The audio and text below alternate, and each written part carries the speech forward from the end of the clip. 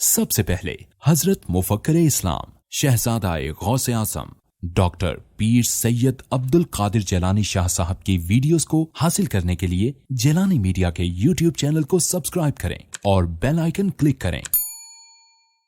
Videos اچھی لگے تو تھمز اپ دیں۔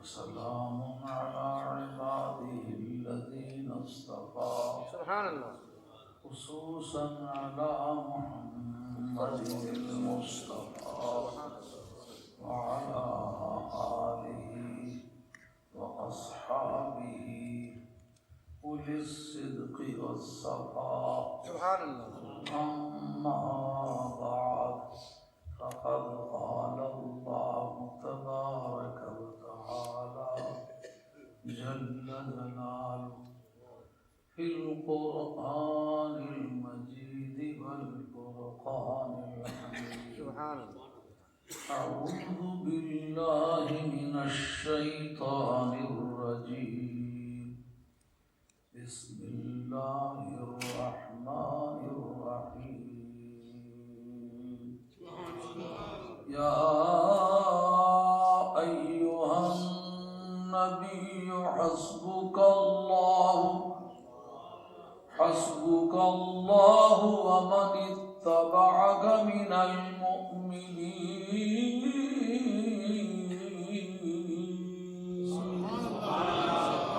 صدق الله مولانا العظيم وبلغنا رسوله النبي الكريم ونحن على ذلك من الشاهدين والشاكرين والحمد لله رب العالمين سبحان الله الصلاة والسلام عليك يا سيدي يا رسول الله وعلى آلك وأصحابك يا حبيب الله والصلاة والسلام عليك يا سيدي يا رسول الله وعلى آلك وأصحابك يا حبيب الله والصلاة والسلام عليك يا سيدي يا رسول الله وعلى آلك وأصحابك يا حبيب الله معزز علماء کرام، پیران طریقت، میرے بزرگوں، پیارے بھائیوں، عزیز بچوں، میرے لیے بڑا اعزاز ہے کہ میں نبی پاک علیہ الصلوۃ والسلام کے یاران باوفا کا تذکرہ کروں۔ میں خوش نصیب انسان ہوں جس کو اللہ تعالیٰ نے حریت فکر کے ساتھ اپنے مذہب کے اظہار کا موقع ہر ملک میں عطا فرمایا۔ جن ملکوں میں بہت تشدد کیا جاتا ہے وہاں بھی میں نے اپنی گفتگو کے آغاز سے لے کر اختتام تک ننگی تلوار کی طرح اپنے مذہب کو پیش کیا، اور میرا کبھی یہ کہنا تھا کہ ایک دن آواز بدلیں گے یہ ساز، ایک دن آواز بدلیں گے یہ ساز اور چہچہا پورام ہو ہی جائے گا۔ اللہ نے اس میری بات کو پورا کر دیا۔ جن جگہوں پر 20 مرتبہ میں جیل میں گیا ہوں صرف اس بات پر کہ نبی پاک علیہ السلام کی شان بالکل ڈنکے کی چوٹ پر اور چلے دن کی طرح واضح کر کے کھول کے بیان کیا، کبھی اس بات کا صرفہ نہیں کیا کہ میرا کیا بنے گا۔ میں سمجھتا ہوں کہ ہر معاملے کا فیصلہ آسمان پر پہلے ہوتا ہے، زمین پر بعد میں ہوتا ہے، اور کبھی اپنے پرنسپل کو زندہ رکھنے کے لیے کبھی دکھ بھی اٹھانا چاہیے۔ بات سمجھ آ رہی نہیں آ رہی؟ یہی سیفٹی اگر یہ کوئی مذہب ہوتا تو ایمان تو جنے نہ پتر تام نہ جن ابھی تو بالی نے نہ بولا اس کے اندر دینی شروع کر دیا۔ تمہیں پتہ ہے میں جس وقت میں تقریر کروں کھجلے بھی کوئی تو مجھے ساری زندگی میں اس کو بھولتا نہیں.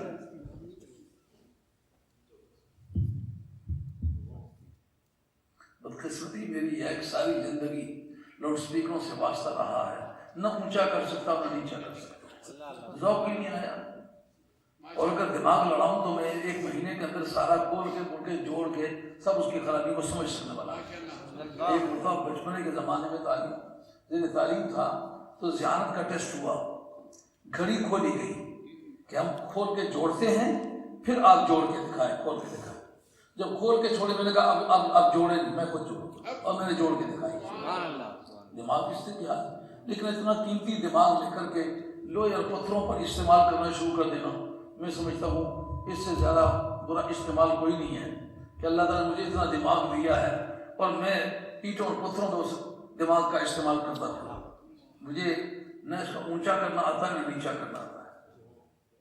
ایک بار یہ سارا ٹبر رہی نا جیسے کہ پور کر سن جاؤ.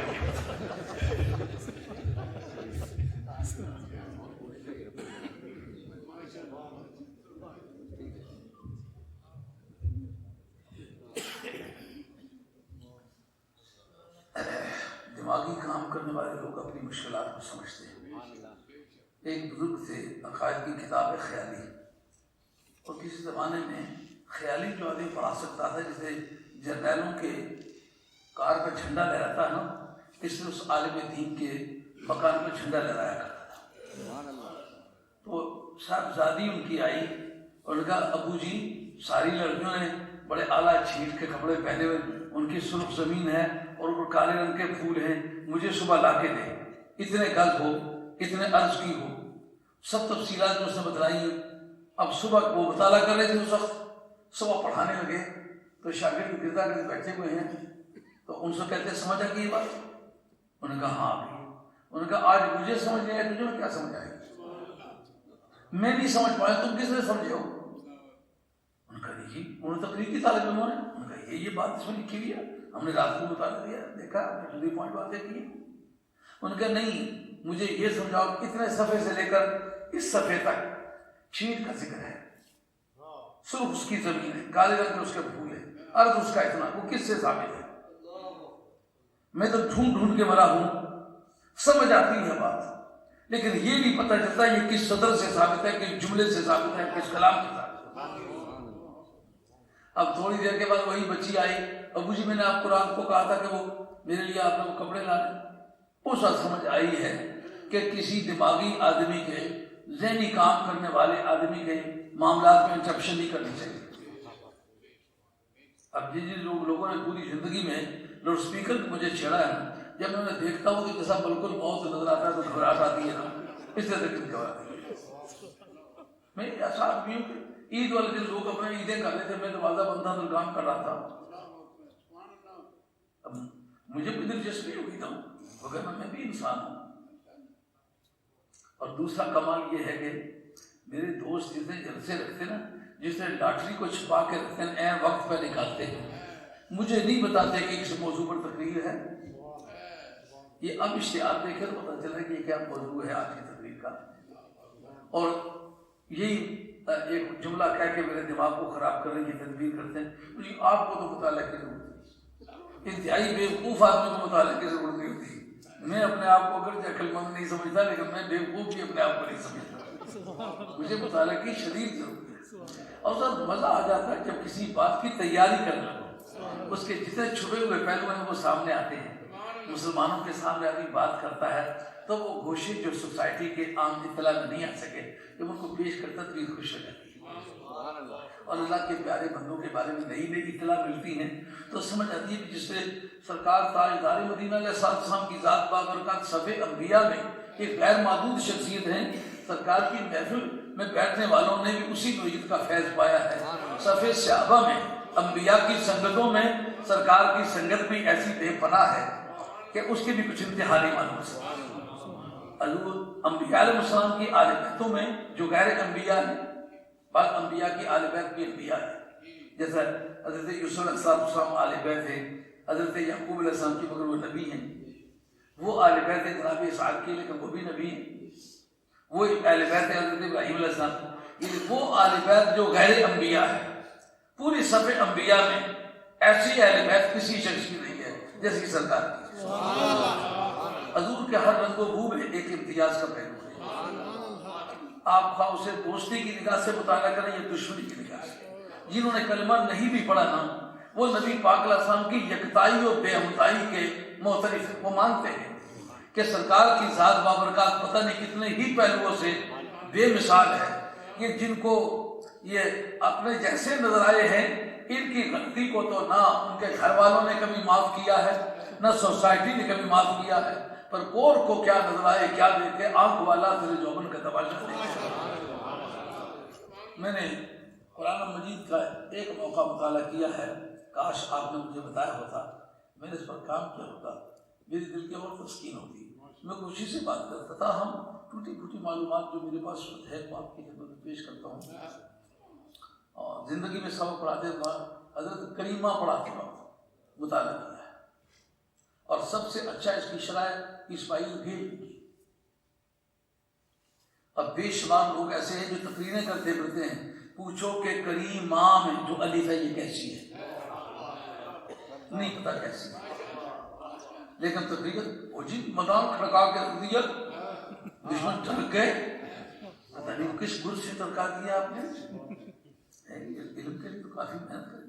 یہ پہلا سینٹینس ہے جو طالبوں کو شروع کر دیں، کریمہ بے بخشائے فرحانمہ، اور یہ الف قیمت مانگنے والی چیز ہے. کریمہ یہ کیسا، یہ کیسی الف ہے؟ تو وہ زندگی میں ہمیشہ مطالعہ کرنے پڑا ہے. یہ انصاف نہیں ہوتا کہ اپنے آپ کو سبھی سے سمجھنا. میرے جیسا بھی ایک طالب علم، میرے کہا پرسوں بھی ایک بچہ ہمارے پاس وہ بیرسٹر کیا ہوا تھا، کہ آپ کی زندگی تو ایک طالب علم کی طرح. میں نے کہا وہ کیسے؟ انہوں نے کہا جس وقت بھی دیکھتے ہیں آپ یا لکھ رہے ہیں یا پڑھ رہے ہیں یا مطالعہ کریں دروازہ بند ہے. ہاں میں نے کہا یہ ذوق تو میری پوری زندگی کا ہے. بہرحال قرآن مجید کی جو آیت پڑھی ہے دوبارہ پڑھ کے یہ پڑھتا ہوں. اعوذ باللہ من الشیطان الرجیم، بسم اللہ الرحمن الرحیم. یا ایھا النبی حسبک اللہ ومن اتبعک من المؤمنین.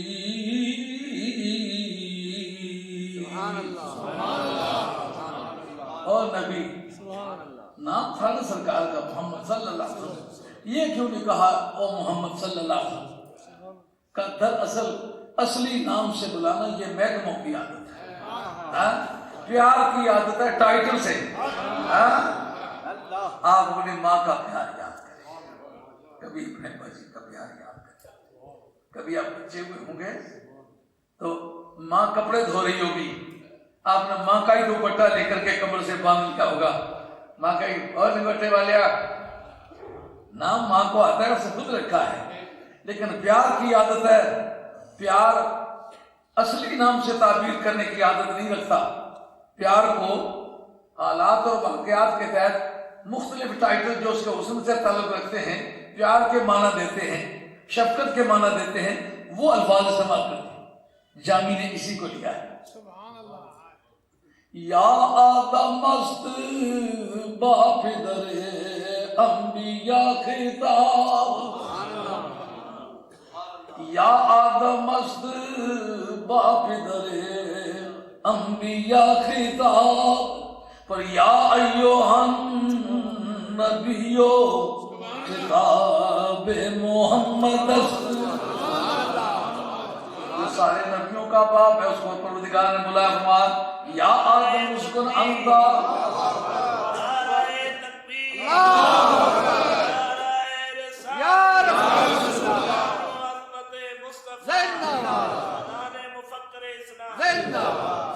جامی رحمۃ اللہ علیہ فرماتے ہیں جو سارے نبیوں کا باپ ہے اس کو پروردگار عالم نے فرمایا یا آدم کہہ کے بلایا، یا آدم اسکن انت وزوجک الجنہ، اے آدم تو بھی اور تیری بیوی دونوں جنت میں آباد ہو جاؤ. لیکن یا آدم کہہ کے بلایا. یا ابراہیم، ابراہیم کہہ کے بلایا. اعرض عن ھذا یا ابراہیم، او ابراہیم بات سے، اس بات سے ٹل جا، یہ بات چھوڑ دینا کیا؟ یہ پیار کی عادت ہے، جس کی بات کو ٹالنا نہ چاہے وہ کہتا ہے بات نہ کر اس کو۔ جس جرگے کو آپ ماننا نہیں چاہتے، دوست کو جا کے پہلے کہہ دیتے ہیں تجھے جرگے میں مجبور کریں گے، تیری بات کو میں چونکہ ٹال نہیں سکتا اس لیے تمہیں جرگے میں نہیں آنا۔ رب کہتا ہے ٹل جا، اس جرگے میں تم نے نہیں آنا۔ لیکن یا ابراہیم کہہ کے بلایا، یا داؤد انا جعلناک خلیفۃ فی الارض، اے حضرت داؤد ہم نے آپ کو زمین میں خلیفہ بنایا۔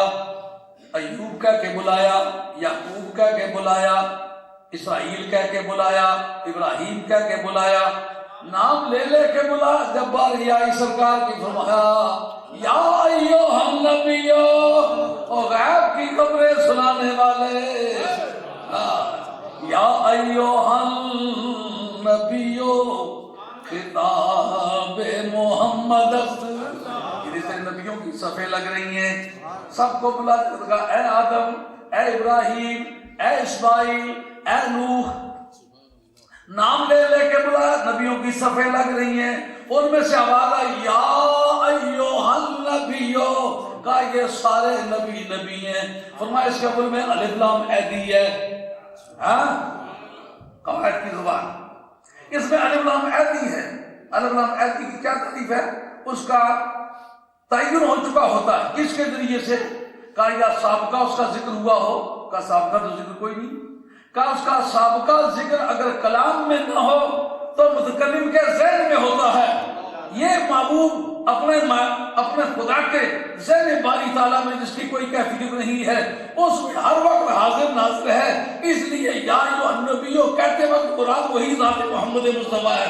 اے سارے نبی اور سارے رسولوں، تم نبی بھی ہو رسول بھی ہو، اور جس کو میں یا ایھا النبی کہہ کے بلاؤں وہ صرف اکیلا یہی ہے۔ یا ایھا النبی خطاب محمد،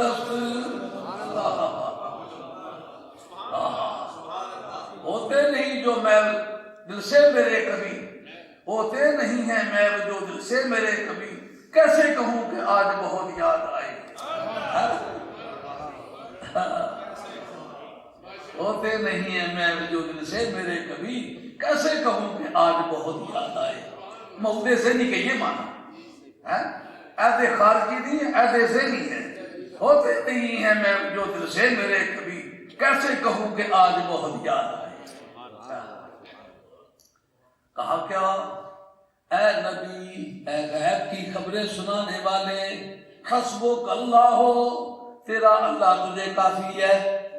کلام ختم ہو جانا چاہیے تھا نا، جیسے کہ کہا الیس اللہ بکاف عبدہ، کیا اللہ اپنے بندے کو کافی نہیں؟ جس وقت بدعقیدہ لوگ پڑھتے ہیں تو یہی آیت پڑھتے ہیں، کہتے ہیں کیا اللہ اپنے بندے کو کافی نہیں ہے کہ تم غوث پاک کو پکارتے ہو، خواجہ غریب نواز سلطان سرکار کو پکارتے ہو، حضرت مولا مرتضیٰ کو پکارتے ہو، حضرت حسین کو پکارتے ہو، حضرت سید بہاؤالدین نقشبند شہنشاہ بخارا کو پکارتے ہو، امام ربانی رضی ثانی شیخ احمد سعدی کو پکارتے ہو۔ وہ کیوں پکارتے ہو؟ الیس اللہ بکاف عبدہ، اللہ اپنے بندے کو کافی نہیں؟ اگر اللہ کافی ہے تو پھر ان کو پکارتے کیوں ہو؟ اب قرآن مجید کہتا ہے کہ کفریات کی بہت ساری قسمیں ہیں، ان میں سے ایک قسم یہ ہے اَفَتُؤْمِنُونَ بِبَعْضِ الْكِتَابِ وَتَكْفُرُونَ بِبَعْضٍ، یہ بھی کفر کی ایک قسم ہے، اس کتاب کے کچھ حصے کو ماننا جس کا ماننا واجب ہے، اس کے کچھ حصے کو ماننا، کچھ کا انکار کرنا، یہ سب کے انکار کے برابر ہے۔ ایسا ساری کتاب کا انکار کرنا چاہیے، تمہیں تلاش کرنا پڑے گا کہ کوئی ایسی آیت بھی ہے جس میں اللہ کے سوا بھی کوئی کافی ہوتا ہے۔ یہ آیت پیش ہو گئی، اے نبی تجھے اللہ کافی ہے، ومن، اور وہ کافی ہے، اتبعک، اطاعک نہیں فرمایا، یہ فرق ہے، ہاں اتباع فرمایا کہ جس وقت کسی انسان کو اپنی سوچ سے سوچنے کی عادت ہو یہ بات ٹھیک ہے کہ غلط ہے، یہ نفع والی ہے کہ خسارے والی ہے، اس کو دیکھ کے بات مانے تو یہ اطاعت ہے. اتباع اس کے نفع نقصان کی پرواہ نہ کرے. محبوب نے کہہ دیا ہے، میں نفع کا کیا لگتا ہوں. ہمارے اصول فقہ میں ایک بحث آتی ہے، میری تقریر میں یہ ذرا مشکل ہوتی ہے کہ قواعد بیچ میں آتے جاتے ہیں، تو وہ پھر وہ جو گلشن قسم کی تقریریں ہوتی ہیں نا، کیسے گپے ماری اور وہاں آئے فلاں بزرگ آئے تھے، انہوں نے یوں گولی ماری تھی اور ایسے پہاڑ اڑ گیا تھا، وہ پھر سمجھتا ہے کہ اس نے کوئی اس طرح کی بات نہیں کی ہے. قواعد کی زبان جب استعمال ہو تو آدمی کے یقین کو عزت ملتی ہے. ہاں، اس وقت جھوٹا قسم کا یقین نہیں ہوتا، معزز قسم کا یقین ہوتا ہے. اس میں کس کا نام لو؟ عز الدین بن عبد السلام، آپ کی کتاب عمدۃ الاحکام فی مصالح الانام، اس کے اندر بحث ہے. اس کے اندر بحث کیا ہے کہ امور کی دو قسم جو امر کیے جاتے، آرڈر کیے جاتے، وہ دو طرح کے ہیں. ایک ہوتے ہیں امر معقول اور ایک ہوتے ہیں امر تعبدی. آپ انگریزی کی آسان زبان سمجھنا چاہے تو یوں ہے لاجیکل ان لاجیکل. ایک وہ آرڈر ہے جس کو عقل سلیم کہتی ہے ٹھیک ہے. مطلب یہ کہا کہ نماز پڑھو جی، نماز اس کو قبول کرتا ہے، کہتا ہے ہاتھ پاؤں صاف ستھرے ہو جاتے ہیں، چہرہ صاف ستھرا ہو جاتا ہے، آدمی صاف ستھرا ہو جاتا ہے، صاف ستھری جگہ میں کھڑے ہو کے پڑھتا ہے، اور پھر اٹھتا بیٹھتا ہے، ایکسرسائز ہو جاتی ہے، بدن جو ہے ریلیکس ہوتا ہے، آدمی کی صحت بڑھنے لگتی ہے. پھر جا کے بیٹھتا ہے، چار اور آدمی جا کے بیٹھتے ہیں، چند عقلیں مل کے کام کرنے لگتی ہیں. ایک آدمی جو کہ زیادہ ہوش مند ہوتا ہے وہ باتیں کرتا ہے، تو روزانہ کی معلومات میں اضافہ ہوتا جاتا ہے. یہ لاجیکل ہے. آپ نے کسی نے بات کی تو آپ کی سمجھ میں آنے لگی کہ بات فٹ ہے. روزہ رکھا، آج کل تک یہ لاجیکل نہیں تھا تو آج لاجیکل ہے. سمارٹ بھوکے مر لگے بندے ایسے دیکھو یہ جا کر سمجھائے سمارٹ وہ ہمیں دبالیا ہی ہوئی گیا لیکن دیال سے باہر. اچھا جی، کل تک لاجیکل نہیں تھا تو آج لاجیکل ہے. جی روزہ رکھو، اس سے صحت اچھی ہو جاتی ہے. وہ جو فالتو کھلتے ہیں جل جاتی ہیں، آدمی ایکٹیو ہو جاتا ہے، فالتو گوشت اڑ جاتا ہے. 100 طرح کی باتیں آ گئی روزے میں، یہ لاجیکل ہے. یہ بات سمجھ میں آئی ہے؟ اچھا، جس وقت بات سمجھ میں نہ آئے، مثلا لڑ جاؤ، گردن کٹ جائے گی مگر تو زندہ ہی جاوید ہو جائے گا. انسانی دماغ نہیں مانتا کہ جس کی گردن اڑ جائے وہ زندہ ہو جاتا ہے. اس کا نام ہے امر تعبدی. اگر روزانہ آپ نے باتیں کی ہو تو آج اس ترازو پہ چڑھا کے دکھاؤں تو پھر امر معقول اور امر تعبدی دونوں میں ثواب کس کا زیادہ ہے؟ کہ امر معقول کا اتنا ثواب نہیں ہے جتنا امر تعبدی کا ہے. سمجھ کے کسی بات کی پیروی کی اس کی قیمت اور ہے. یہ اعتماد کیا جس سے حکم دیا ہے، میں اس کی سمجھ پر اعتماد کرتا ہوں. میری سمجھ غلط ہو سکتی ہے، مجھے ڈاکٹر پر اعتماد کرنا چاہیے. میں ہر کتاب کے انالیسس اس سے نہیں پوچھ سکتا کہ بتائیے دوائی بنی کیوں ہے، کتنے اجزاء ہیں، اس کے کنسٹیٹوئنٹس میں کیا ہے، اس کا مقصد اصل میں کیا ہے، شروع کس نے کی تھی، کیا کیا مقاصد.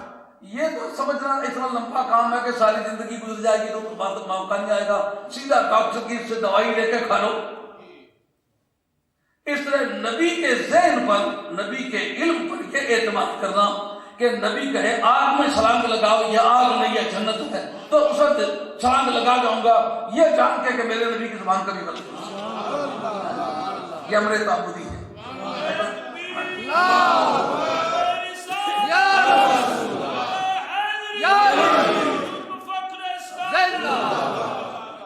بات سمجھ میں آئے تو عمل کرے، اس کی قیمت. اور یہ لفظ اتباع پر گفتگو کر رہا ہوں. من اتبعک فرمایا، یہ من اطاعک، من اطاعک جو تیری اطاعت کرے. یہ بھی فرمایا من اتبعک جو تیری اتباع کرے. یہ امر تعبدی کی تعمیل کا یہ صیغہ ہے. ہاں، یہ امر معقول کی جو پیروی ہے اس کا یہ صیغہ نہیں ہے. اس کے لیے صیغہ اطاعت آتا ہے. اس کے لیے اتباع اس کے لیے آتی ہے جہاں خیر و شر کی تمیز کیے بغیر محبوب کے اشارے پر جان دے. امر تعبدی کا اور امر معقول کا فرق عرض کروں. جتنے بھی نمازی ہو، کسی نمازی کی پیروی میں کسی اور کو حکم ملتا ہے کہ تو اس کی پیروی کر، تو نماز اس طرح پڑھا کر، نہیں آتا نا. کسی روزے کی پیروی میں کسی دوسرے کو حکم تو نہیں دیا جاتا. مگر میں یہ پوچھتا ہوں جس تاریخ جناب اسماعیل کے سامنے یہ مسئلہ پیش کیا گیا, ابے جی نے کہا کہ اے میرے بیٹے میں کیا دیکھتا ہوں, انی اذبحک فانظر ماذا تری. اے بیٹے میں خواب میں کیا دیکھتا ہوں کہ میں تجھے ذبح کرتا ہوں. انی ارا فی المنام, خواب میں دیکھتا ہوں, انی اذبحک, میں تجھے ذبح کر رہا ہوں. اب جناب اسماعیل کے سامنے فیصلہ کرنے کا وقت ہے. اب جناب بندے کو ذبح کرنا, اگر اس کی سابقہ کوئی پریسیڈنٹ ہی نہیں ہے, عبادات کے زمرے میں یہ بات آتی تھی. اس وقت یہ سوال کرتے ابا جی یہ عبادات کے زمرے میں آتی ہے بات. ایک اور بات کہہ دوں جو کبھی آپ کا ذہن سے پتہ نہیں متوجہ ہوا ہوگا یا نہیں ہوا ہوگا. جس وقت حضرت ابراہیم علیہ السلام پر ایمان کی بحث چلی تو سب سے پہلا مومن کون ہے؟ جناب لوط. کب انہوں نے ان پر دولت ایمان پائی؟ سکے بھتیجے یا سکے چچے؟ سکے بھتیجے سکے بھانجے دو لفظ استعمال تھے, لیکن سکے بھتیجا ہونے کے بارے میں سب سے زیادہ اختلاف ہے. کیا کس نے لکھا ہے؟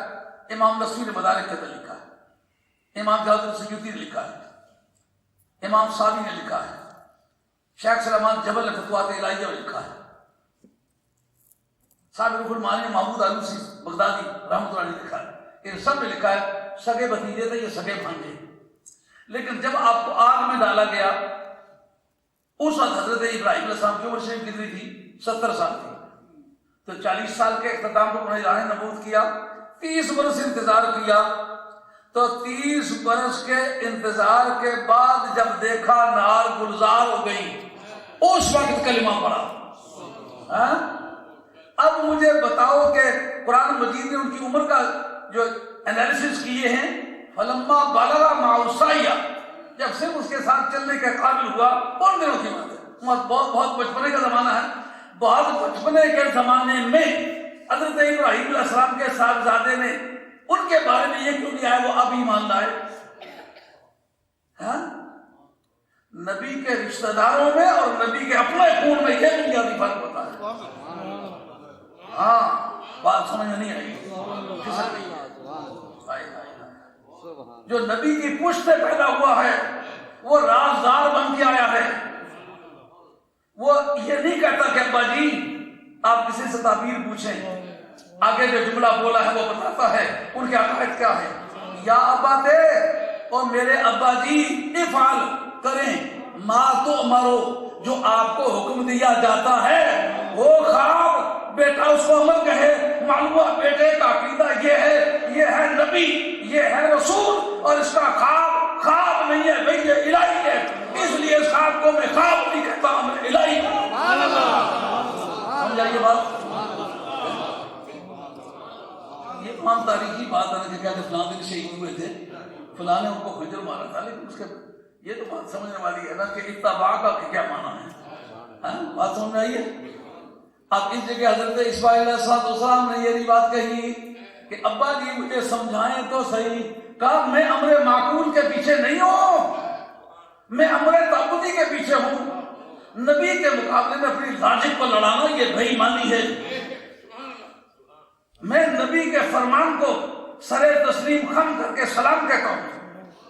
ابا جی آپ کریں جناب, کیوں یہ ایک مضبوط عقیدہ ہے کہ نہیں؟ نبی ماننے کے بغیر کسی نے یہ بات کہا ہے کہ جو خواب میں آپ نے دیکھا ہے وہ خواب ہے؟ نہیں. کہا ابا جی جو کچھ آپ نے خواب میں دیکھا ہے نا وہ امر الہی ہے. نبی کے خواب کو بھئی یہ الہی سمجھنا یہ اس کا کام ہے جو نبی کو نبی مان چکا ہو. لوط علیہ السلام کو حضرت ابراہیم علیہ السلام کی عمر شریف 70 برس پہنچنے تک انتظار کریں, اور بیٹا ایمان لانے میں ابھی یہ جملہ یہ پیغام ہی نہ سننا چاہے کہ میں نبی ہوں. کہے ابا جی جو کچھ آپ کو امر ہوتا ہے وہ کریں. اب جناب अरबों नहीं खरबों रुपए, खरबों नहीं पदमों रुपए इस्तेमाल हो रहे हैं। किस याद को ताज़ा किया जा रहा है? उसकी याद को जिसने अमरे ताबूदी की तामील की थी। कहा मैं नहीं समझना चाहता है? छड़ बुलिया पुरानी बस्ती नू कराबाद यार दी हस्ती नू, जेड़े चढ़ गए इशक दी मस्ती नू, ओ हो गए नी सुमन बुकमन। ये एनालिसिस करने, ये मंतिक लड़ानी, नबियों के मुकाबले में अकल के घोड़े दौड़ाने, ये काम आले ईमान का नहीं है, आले इल्म का काम है। करते रहते हैं। इल्म वाले ईमानदार भी होते, इल्म वाले बेईमान भी होते, दौड़ाते रहते घोड़े। लेकिन आशिकों का काम ये नहीं है कि पूछे जनाब क्यों, कैसे, काबू कितना।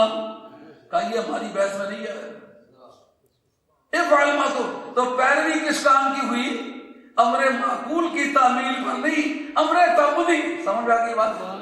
कितना बड़ा एक पर्दा जो उठता है तो आदमी के सामने हद्दे निगाह से दूर तक मानी जो है रक्स करते नजर आते। रब कहता है तुझे काफी कौन है? अल्लाह काफी है। तो वो काफी है मोमिनों में से। क्या मतलब? इत्तिबा बगैर ईमान के होती नहीं, ये शर्त इत्तिफाकी है। जैसा कि फज़क्किर इन नफ़अति ज़िक्रा, ऐ मेरे यार तू नसीहत कर अगर नसीहत फायदा दे। किसी के नजदीक भी ये शर्त नहीं, अगर नसीहत फायदा न दे तो नसीहत करनी नहीं चाहिए। नसीहत करनी चाहिए, फायदा दे या न दे। इसको कहते हैं शर्त इत्तिफाकी। नहीं गल समझ आई? वो दो कितने के चार रोटियां, रोटियां की कैद नाल लाई है, भुखे लाई है, रोटियां की चार होने, दो जमा करो तो चार ही होने पावे। हूं तो बल्ले पैसी ना। कहा कि सही अकीदे वाले जो है ना वो तेरी पैरी। तो बात समझ में यही, यानी बदअकीदा अगर सिर्फ पाइजे ऊपर कर लें, पगड़ी रास कर ले, तो उनका इससे कोई ताल्लुक नहीं। अकीदा सही हो, तेरी इत्तिबा करें बगैर सोच विचार के, जो तेरा मजहब है, जो तेरा दीन है। तेरे सहाबी को सहाबी जानते वक्त अपनी अकल को न लड़ाए में तेरी तालीमात को अपनाए। आले बैत को आले बैत समझते वक्त अपनी अकल को न लड़ाए बल्कि तेरी तालीमात को अपनाए। ये अमरे ताबूदी है। अमरे ताबूदी की बात अच्छी तरह समझ आ रही नहीं आ रही? रिश्ता कर तो पूछो यार सहाबा जेड़े से वो बंदे कोई नहीं से, जवाब के उसी बंदे से। वो टूड़ा कोई नहीं से खाने में से, वो नमाजों पढ़ने से नमाजों से पढ़े हुए, रोजे रखने से सब रोजे रखना। यार असल क्यों ना दर्जा क्यों मिला? उनका मुल्ला नहीं है भेड़िए, तू क्या लगा हेड़ा ना। ये अकल की बहस नहीं है, ये अमरे ताबूदी है। जिसको जो दर्जा सरकार ने दे दिया मान उसे, इसकी कीमत ज्यादा है। तुझे कोई फर्क नजर नहीं आता ना आए। सरकार ने कहा ऐसा कोई नहीं है। ला यस्तवी मिनकुम मन अनफक़ मिन क़ब्ल अल-फ़त्ह व क़ातल, मक्का फतह होने से पहले जिन्होंने जाने खर्च की हैं या माल खर्च की है, उन जैसा कायनात में कोई नहीं हो सकता। भाई उससे ज्यादा पैसे को खर्च कर सकता है, उससे ज्यादा जान खर्च कर सकता है, उससे ज्यादा कुर्बानियां कर सकता है, उसके ज्यादा मेहनत कर सकता है तो सकता रहे। लेकिन तक़सीम में मनसब पर मेरा इख्तियार है। मैंने जिनको जो दर्जा दे दिया, जी मेरी अकल नहीं तस्लीम कर दी, तो फिर तेरी अकल को संभाल के बस्ते में बांध दे। ये अमरे ताबूदी की बहस है, जो कुछ मदीने वाले ने कहा वो कर। भाई अब समझ आ गया ना, अहले बैत को मानना भी आसान हो गया, सहाबा को मानना भी आसान हो गया। वमन इत्तबअका मिनल मुमिनीन, तुझे खुदा काफी है फिर जो ईमान वालों में से तेरी पैरवी करने वाले हैं, वो तुझे काफी है। शान नज़ूल, जो शान नज़ूल होता है ना, जो बैकग्राउंड ऑफ रेवलेशन हो कुरान, उसका सबब क्यों नाज़िल हुआ। हर आयत का शान नज़ूल जो है वो महफूज नहीं हो सका, बाज़ कोई सबब नहीं भी हुआ तो भी नाज़िल हुई। इसलिए हर आयत का शान नज़ूल तलाश करना ये मुमकिन नहीं है। لیکن جن کا تلاش ہوا ہے ان کے متعلق اصولیوں کا قاعدہ یہ ہے، پوری امت ملے نا، اجماع امت ہو اس شان نزول کے خلاف کہ اس مضمون کو آیت کے مضمون سے نکالو، تو پوری امت بھی مل کے نکالنا چاہے تو نہیں نکال سکتی۔ یہ کس نے لکھا؟ علامہ بدر الدین زرکشی نے البرہان فی علوم القرآن، میری سچ میں اس کا اسپیشل ریفرنس تھا، اس کے ذریعے لکھا ہوا۔ اگر ساری امت کے علماء ملے چاہیں کہ اس مضمون کو آیت کے مضمون سے خارج کر دیں، تو پوری امت کے علماء مل کے بھی ایسا نہیں کر سکتے، ان کو یہ اختیار نہیں ہے۔ اب دیکھ رہی ہے کہ اس کا جو ہے اس کی بیک گراؤنڈ کیا ہے، شان نزول کیا ہے۔ شان نزول یہ ہے کہ جس تاریخ حضرت فاروق اعظم رضی اللہ عنہ سرکار کو شہید کرنے کے ارادے سے چلی گئی، تو علماء کرام کی زبان سے آپ نے کئی 100 مرتبہ سنا ہوا ہوگا، اور وہ اردو کی کتابیں لکھتی ہیں، سستا کام ہے۔ آگے جو بھی تفصیلات اس کی ہوئی، لیکن جس وقت وہ مسلمان ہو چکے تو اس وقت زیادہ سے زیادہ 44 مسلمان تھے، یہ 45 مسلمان تھے، کم سے کم 39 مسلمان تھے، یہ 40 مسلمان تھے۔ اس کی تفصیلات کچھ ہو، اس سے کم ہو یا پیش ہو، اس سے کوئی استدلال کا تعلق نہیں ہے، استدلالی علوم کے ساتھ گنتی کا کوئی تعلق نہیں، تعداد زیادہ ہو یا کم ہو، صرف اتنی بات ہے کہ زیادہ تعداد میں انہوں نے سرکار دو عالم کی بارگاہ میں ایک سجیشن دی، ایک پروپوزل دی، یا رسول اللہ اب باہر نکل کے کھل مکھلے طور پر تبلیغ کرو۔ جب کھل مکھلے تبلیغ کرنے کی بحث چلی تو سرکار فرمایا نحن قلیلون والکافرون کثیرون، ہم تھوڑے ہیں کافر زیادہ ہیں، اس لیے وقت اور مصلحت کا تقاضا اس پر روا نہیں رکھتا جو تو بات کہہ رہا ہے۔ حضرت فاروق اعظم رضی اللہ تعالیٰ، پتہ ہے میں مشکل سے مشکل اردو بول سکنے والا آدمی ہوں، لیکن آسان سے آسان زبان کیوں بولتا ہوں؟ بیان کے دو اسلوب ہیں، ایک اسلوب ادبی، ایک اسلوب علمی۔ اسلوب ادبی یا لچھے دار الفاظ استعمال کرنے، خوبصورت قسم کی ترکیبیں استعمال کرنی، نادر الوقوع قسم کی اصطلاح استعمال کرنی، بات کو خوبصورت بنا کے نکل جانا، لیکن اصل سننے والے کو پتہ نہ چلے مطلب کیا ہے۔ یہ ہر آدمی کے لیے ممکن ہوتا ہے، لیکن اسلوب علمی اس کو کہتے ہیں کہ مشکل سے مشکل بات کو آسان سے آسان لفظوں میں اس طرح بیان کی جائے کہ سننے والے کی پیشانی بول کے کہیں سمجھ گیا۔ اب کتنے مشکل مسئلہ بیان کے بعد سمجھ آئیے نا، ایسا تو نہیں کہہ سکتے گھر جا کے شاہ صاحب نے بڑی خوبصورت بات کی، میں سمجھ نہیں آئی، جب سمجھ نہیں آئی تو خوبصورت کیا تھی۔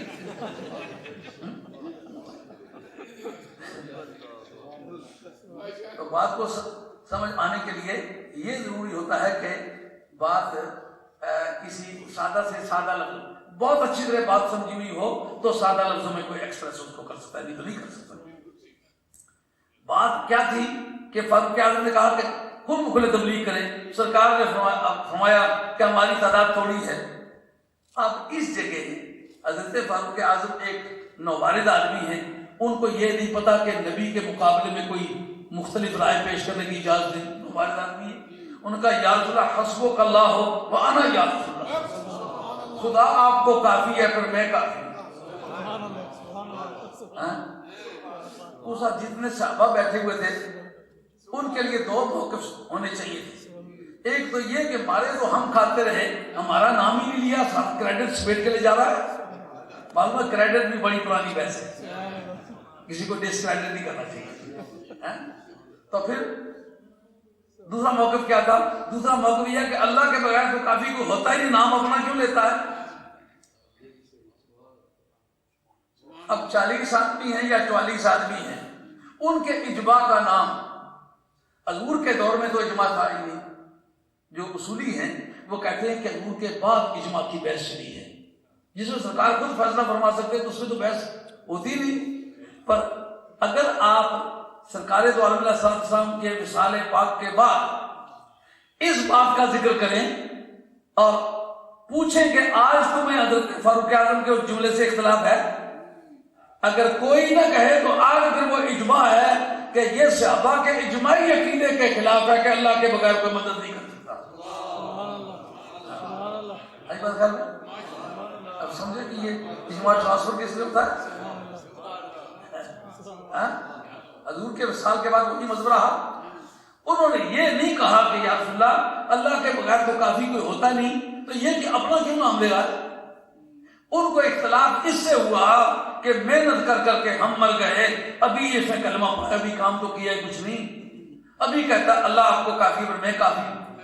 اب نبی کریم نے فرمایا کہ اس نے اگر بری نیت سے یہ بات کہی ہوتی نا ہم اس پر تنقید کرتے، مگر کہیں محبت سے ہے اور اس نے نیت سے کی ہے، اور تمہارا جو اس کے بیان سے اختلاف ہے وہ بھی محبت پر مبنی ہے.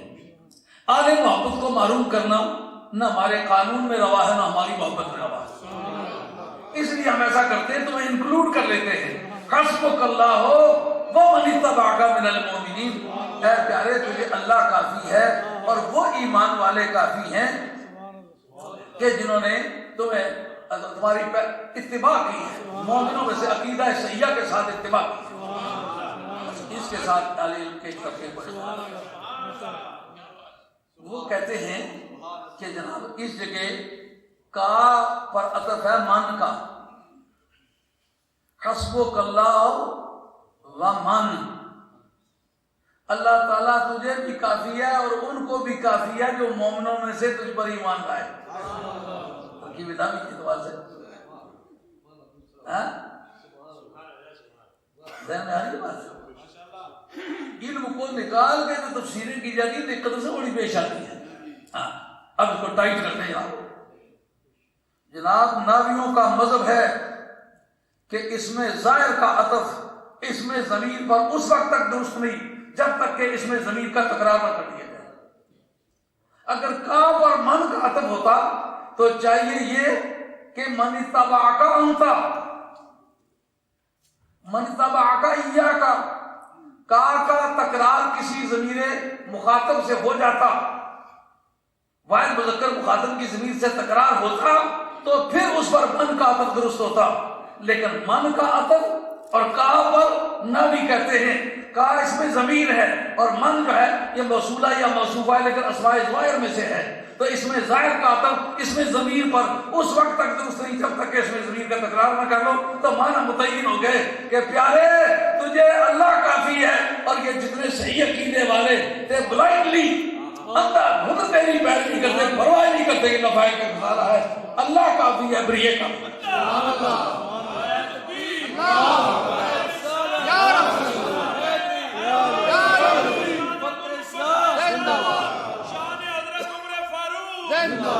اب وہ چاہتے ہیں کہ حضرت فاروق کے اس جملے کا معنی نہ نکلے، ہم اس شان نزول کو ساتھ رکھیں گے. یہ کس نے لکھا؟ واحدی نیشاپوری نے لکھا ہے. کس نے لکھا ہے؟ احمد اللہ بن سلامہ نے لکھا ہے. کس نے لکھا ہے؟ محمد جلال سیوطی نے لکھا اسباب نزول میں، لباب التعبیر فی اسباب تنزیل میں لکھا ہے، اور دیگر مفسرین نے بڑے زور کے ساتھ لکھا کہ شان نزول یہ ہے. اب اگر شان نزول یہ ہے کہ اللہ کافی ہے پھر میں کافی ہوں، حضرت فاروق اعظم کے جملے کی تردید تو نہیں کی. اس لیے یہ بات بڑے زور سے کہہ سکتا ہوں کہ موافقات عمر میں، یعنی جو حضرت فاروق اعظم کی حمایت میں آیتیں نازل ہوئی ہیں ان کو کہتے ہیں موافقات عمر. موافقات عمر کی فہرست میں سبھی مفسرین نے بغیر کسی استثناء کے سب نے لکھا ہے کہ فاروق اعظم رضی اللہ عنہ کی رائے کے مطابق یہ آیت نازل ہوئی. رائے کے مطابق جب ہو سکتی ہے جب اس کے معنی یہ ہوں اے پیارے تجھے اللہ کافی ہے اور اللہ والے کیا تھا کہ میں آپ کی امداد کروں، اللہ آپ کی امداد کرے گا، میں کروں گا. اب جناب اس معنی کی تائید قرآن مجید کی دوسری آیت سے، کاش آپ نے مجھے بتلایا ہوتا کہ میں اسلام و تقریر کر دی. ما لکم لا تقاتلون فی سبیل اللہ والمستضعفین من الرجال والنساء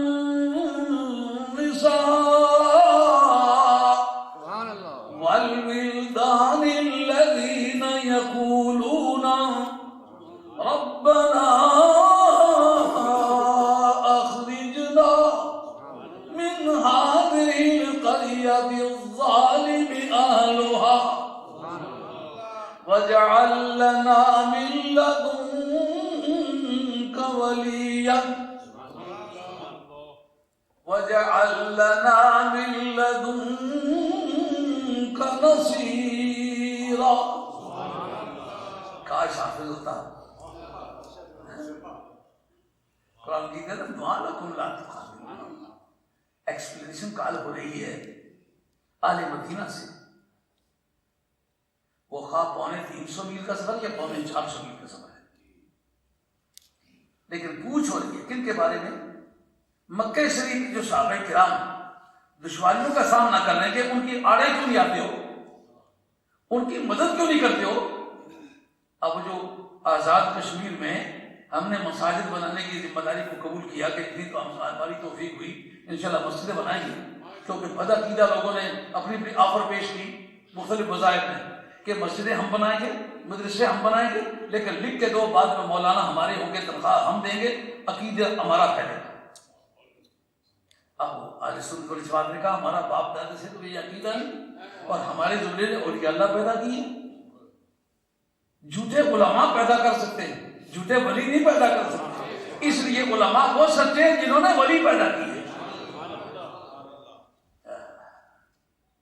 تو اب ہمارا بارڈر کوئی 350 یا 450 میل دور ہے پاکستان کا اور کشمیر کا بارڈر ملا ہوا ہے.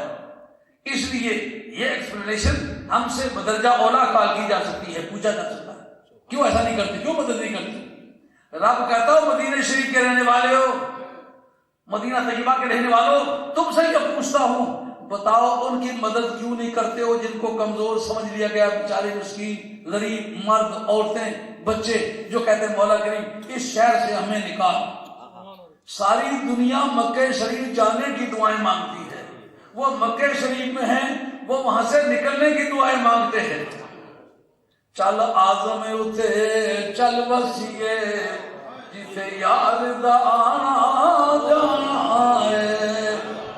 چل آزم اتے چل وسیے جسے یار دا آنا جانا ہے. اس نگری اندر کی رہنا جتے سجنا باز اندھیرا ہے. آپ کو شاید پنجابی سمجھ میں تھوڑی دقت ہوتی ہو، پنجابی بڑی لذیذ زبان ہے. اس نگری اندر کی رہنا جتے سجنا باز اندھیرا ہے. آج سے کو 35-40 برس پہلے کھارگے میں ایک تقریر ہے میری، ان 2 شعروں کا موازنہ میں نے کیا. 2 گھنٹے کی تقریر ہے. حسن والے حسن کا انجام دے، ڈوبتے سورج کو وقت شام دے. یہ اردو دنیا کی بے ثباتی پر ہے. اور میاں صاحب کا کلام ہے پر یہ خوف خدا دے اتریے ایمان نہ کریے پاسا، جوبن حسن نہ توڑ نباہو کی اسنا پرواسا. دلچسپ تقریر ہے. اور پچھلے دنوں کسی نے مجھے وہ سنائی، میں اتنا رویا. وہ میرا جوانی کا زمانہ، صحت و عافیت کا دور، آواز فضا سے جنگ آ رہا ہوتا ہے، اور ایسے وقت میں وہ تقریر ہے بڑی کیف آور ہے. پر یہ خوف خدا دے ڈریے مان نہ کریے ماسا. یہ پنجابی ہے، پنجابی سمجھنے والے حسن کی بجائے پری کو خطاب کرنا حسن کی شاہکار سے. پر یہ خوف خدا دے ڈریے مان نہ کریے ماسا، جوبن حسن نہ توڑنے بابو کیس نہ پرواسا. چل آزم اٹھے چل وسیے جسے یار دا آنا جانا ہے. اس نگری اندر کی رہنا جسے سجنا باز. دنیا مکہ شریف پیسے خرچ کر کے جا رہی ہے. مکہ شریف میں رہنے والے کہتے ہیں مولا کریم اس شہر سے ہمیں نکال. جہاں کے رہنے والے سارے آج ہم لوگ کہتے ہیں وہ جی مکہ شریف اور مدینہ شریف جو رہتے ہیں بزرگ ہے. رب کہتا ہے کہ انہوں نے کہا مولا کریم جس جگہ یہ بے ایمان رہتے ہمیں یہاں سے نکال. کرتے لمبے بولتے عربی کعبے کے سجادہ نشین. رب کہتا ہے مومنوں کی بولی قائل بے ایمانوں ظالموں سے ہماری جان چھڑا. ساری دنیا مکہ شریف جانے کے لیے پیسے خرچ کرے، وہ آنے کے لیے وہاں سے نکلنے کے لیے. اور آگے کہتے ہیں ان کی دعائیں وَجْعَلْ لَنَا مِن لَّدُنكَ وَلِيًّا. مولا کریم اپنی طرف سے ہمیں کوئی کارساز عطا فرما جو مدد کرے. حضرت فاروق اعظم رضی اللہ عنہ کو یہی تھا میں مدد کروں گا، یہ کہتے ہیں اللہ کے بغیر کوئی مدد نہیں کر سکتا. ما لکم من دون اللہ من ولی ولا نصیر. اگر یہ قرآن مجید کہتا ہے یہ جو میں پیش کر رہا ہوں یہ کام کیا ہے. وجعل لنا من لدنک ولیا، مولا کریم ہمارا کوئی کارساز مقرر فرما. ان کو قرآن مجید نے یہ بھی کہا کہ میں جو کارساز ہوں پھر اور مقرر کیا کروں. عتاب بن اسید رضی اللہ تعالیٰ عنہ ان کے مطلب مفسرین نے لکھا کہ جب تاریخ مکہ فتح ہوا مکے کے پہلے گورنر عتاب بن اسید کو مقرر کیا گیا. اور تمام مفسرین لکھتے ہیں کہ جو ان کی دعا تھی مولا کریم نے ان کے ذریعے سے پوری کی. مولا کریم اپنی طرف سے کوئی ولی بنا جو ہمارے کام بنائے، بگڑی بنائے. وہ کیا ولی ہوا جو کسی کی بگڑی نہ بنائے. ایک مرتبہ پرانی بات ہے، آج سے 40-45 برس پہلے کافی علماء کی ایک بڑی ٹیم منڈی بہاؤدین تقاریر کے لیے جا رہے ہیں. تو راستے میں لوگ گورنمنٹ پر تبصرے کر رہے ہیں، کہتے ہیں گورنمنٹ ایسی ہے گورنمنٹ ویسی ہے. لوگوں کی عادت ہے تبصرے کرتے ہیں. تو ایک زمیندار بولا، انہوں نے کہا او قاضی گورنمنٹ ہوئی جڑی منٹ منٹ وچ غور نہ کرے.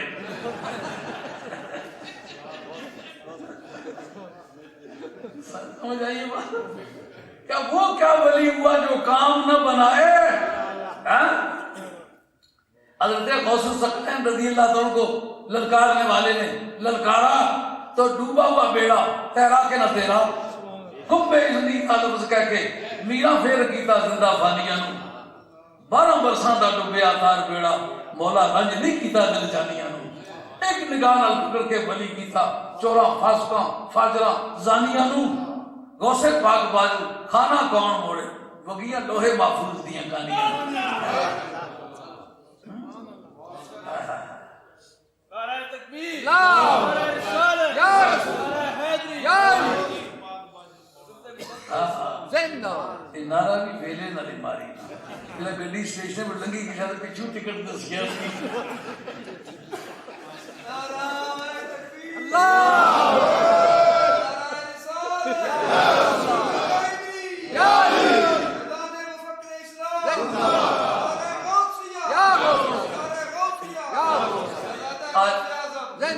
آج فاروق اعظم کا نام آنکھوں لیں لیکن سنیو بجا طور پر تمہیں ان کا نام لینے کا حق ہے. کیوں؟ ان کا عقیدہ جو تھا وہ آپ نے اپنایا ہے. وہ کہتے تھے میں مدد کروں گا، میں مدد کر سکتا ہوں، اللہ مدد کر سکتا ہے، پھر میں کر سکتا ہوں. قرآن مجید نے دوسرے مقامات پر اس کی تائید کی. ان کا مولا کریم ہمارا کوئی مددگار بنا. جو تم ترجمہ کر دو ما لکم من دون اللہ من ولی ولا نصیر، اللہ کے بغیر تمہارا کوئی کارساز بھی نہیں ہے، مددگار بھی نہیں ہے. تو اس جگہ رب ان کے ذکر کرتا ہے، کہتا ہے وہ کہتے ہیں وجعل لنا من لدنک ولیا وجعل لنا من لدنک نصیرا. مولا کریم اپنی طرف سے کو ہمارا کارساز بھی بنا، اپنی طرف سے کو ہمارا مددگار بھی بنا. سمجھ آئی نہ آئی؟ جب تک یہ غلام سرکار کے حاضر نہیں ہوئے تھے اس وقت تک اسلام کو فروغ نہیں ملا. جیسے ہم لوگ آئے ابھی مولانا ذکر کر رہے تھے مانچسٹر سے ہماری تاریخ کا آغاز ہوا لیکن لوگ جانے دینے کے لیے تیار ہوئے تو اللہ کے فضل و کرم سے مسجد فتح ہوتی رہی. ابھی جس محمد اظہرم کا نام ہی پتلا دبلا نہیں وہ نظار بچہ تھا اس کا 40 سفید ہو گئی، بالکل پتلا دبلا تھا اور میرا خیال ہے اس کے خاندان کو کا آدمی تھا لیکن تو جو مرد آدمی جناب اس نے بے تحاشا پیسے خرچ کیے، خطرے قبول کیے اور پنڈی والے داروں میں دو کمرے سے اکیلے بنا کے دیے جمع مردا. اور اپنے شہر میں سے سڑک کے کنارے ایک کنال زمین لگا کے دارالعلوم قادریہ جیلانی کے نام کی ہے کہ میں سرکار بغداد کے سلسلے کا مرید ہوں تو یہ سرکار بغداد کا جھنڈا میرے گھر میں لہراتا رہے اور مسجد بناؤں گا. اس کا جھنڈا مندہ نہیں کہ اپنے پیسے سے خرید کے دیا. تو جب تک قربانیاں دینے والے لوگ میدان میں نہیں آتے، آج کی تاریخ بھی اس نوجوان نے یہ 1775 پاؤنڈ دیے ہیں اس کو جو ہمارے مسجدوں کا اعلان ہوا ہے جس میں کوئی 150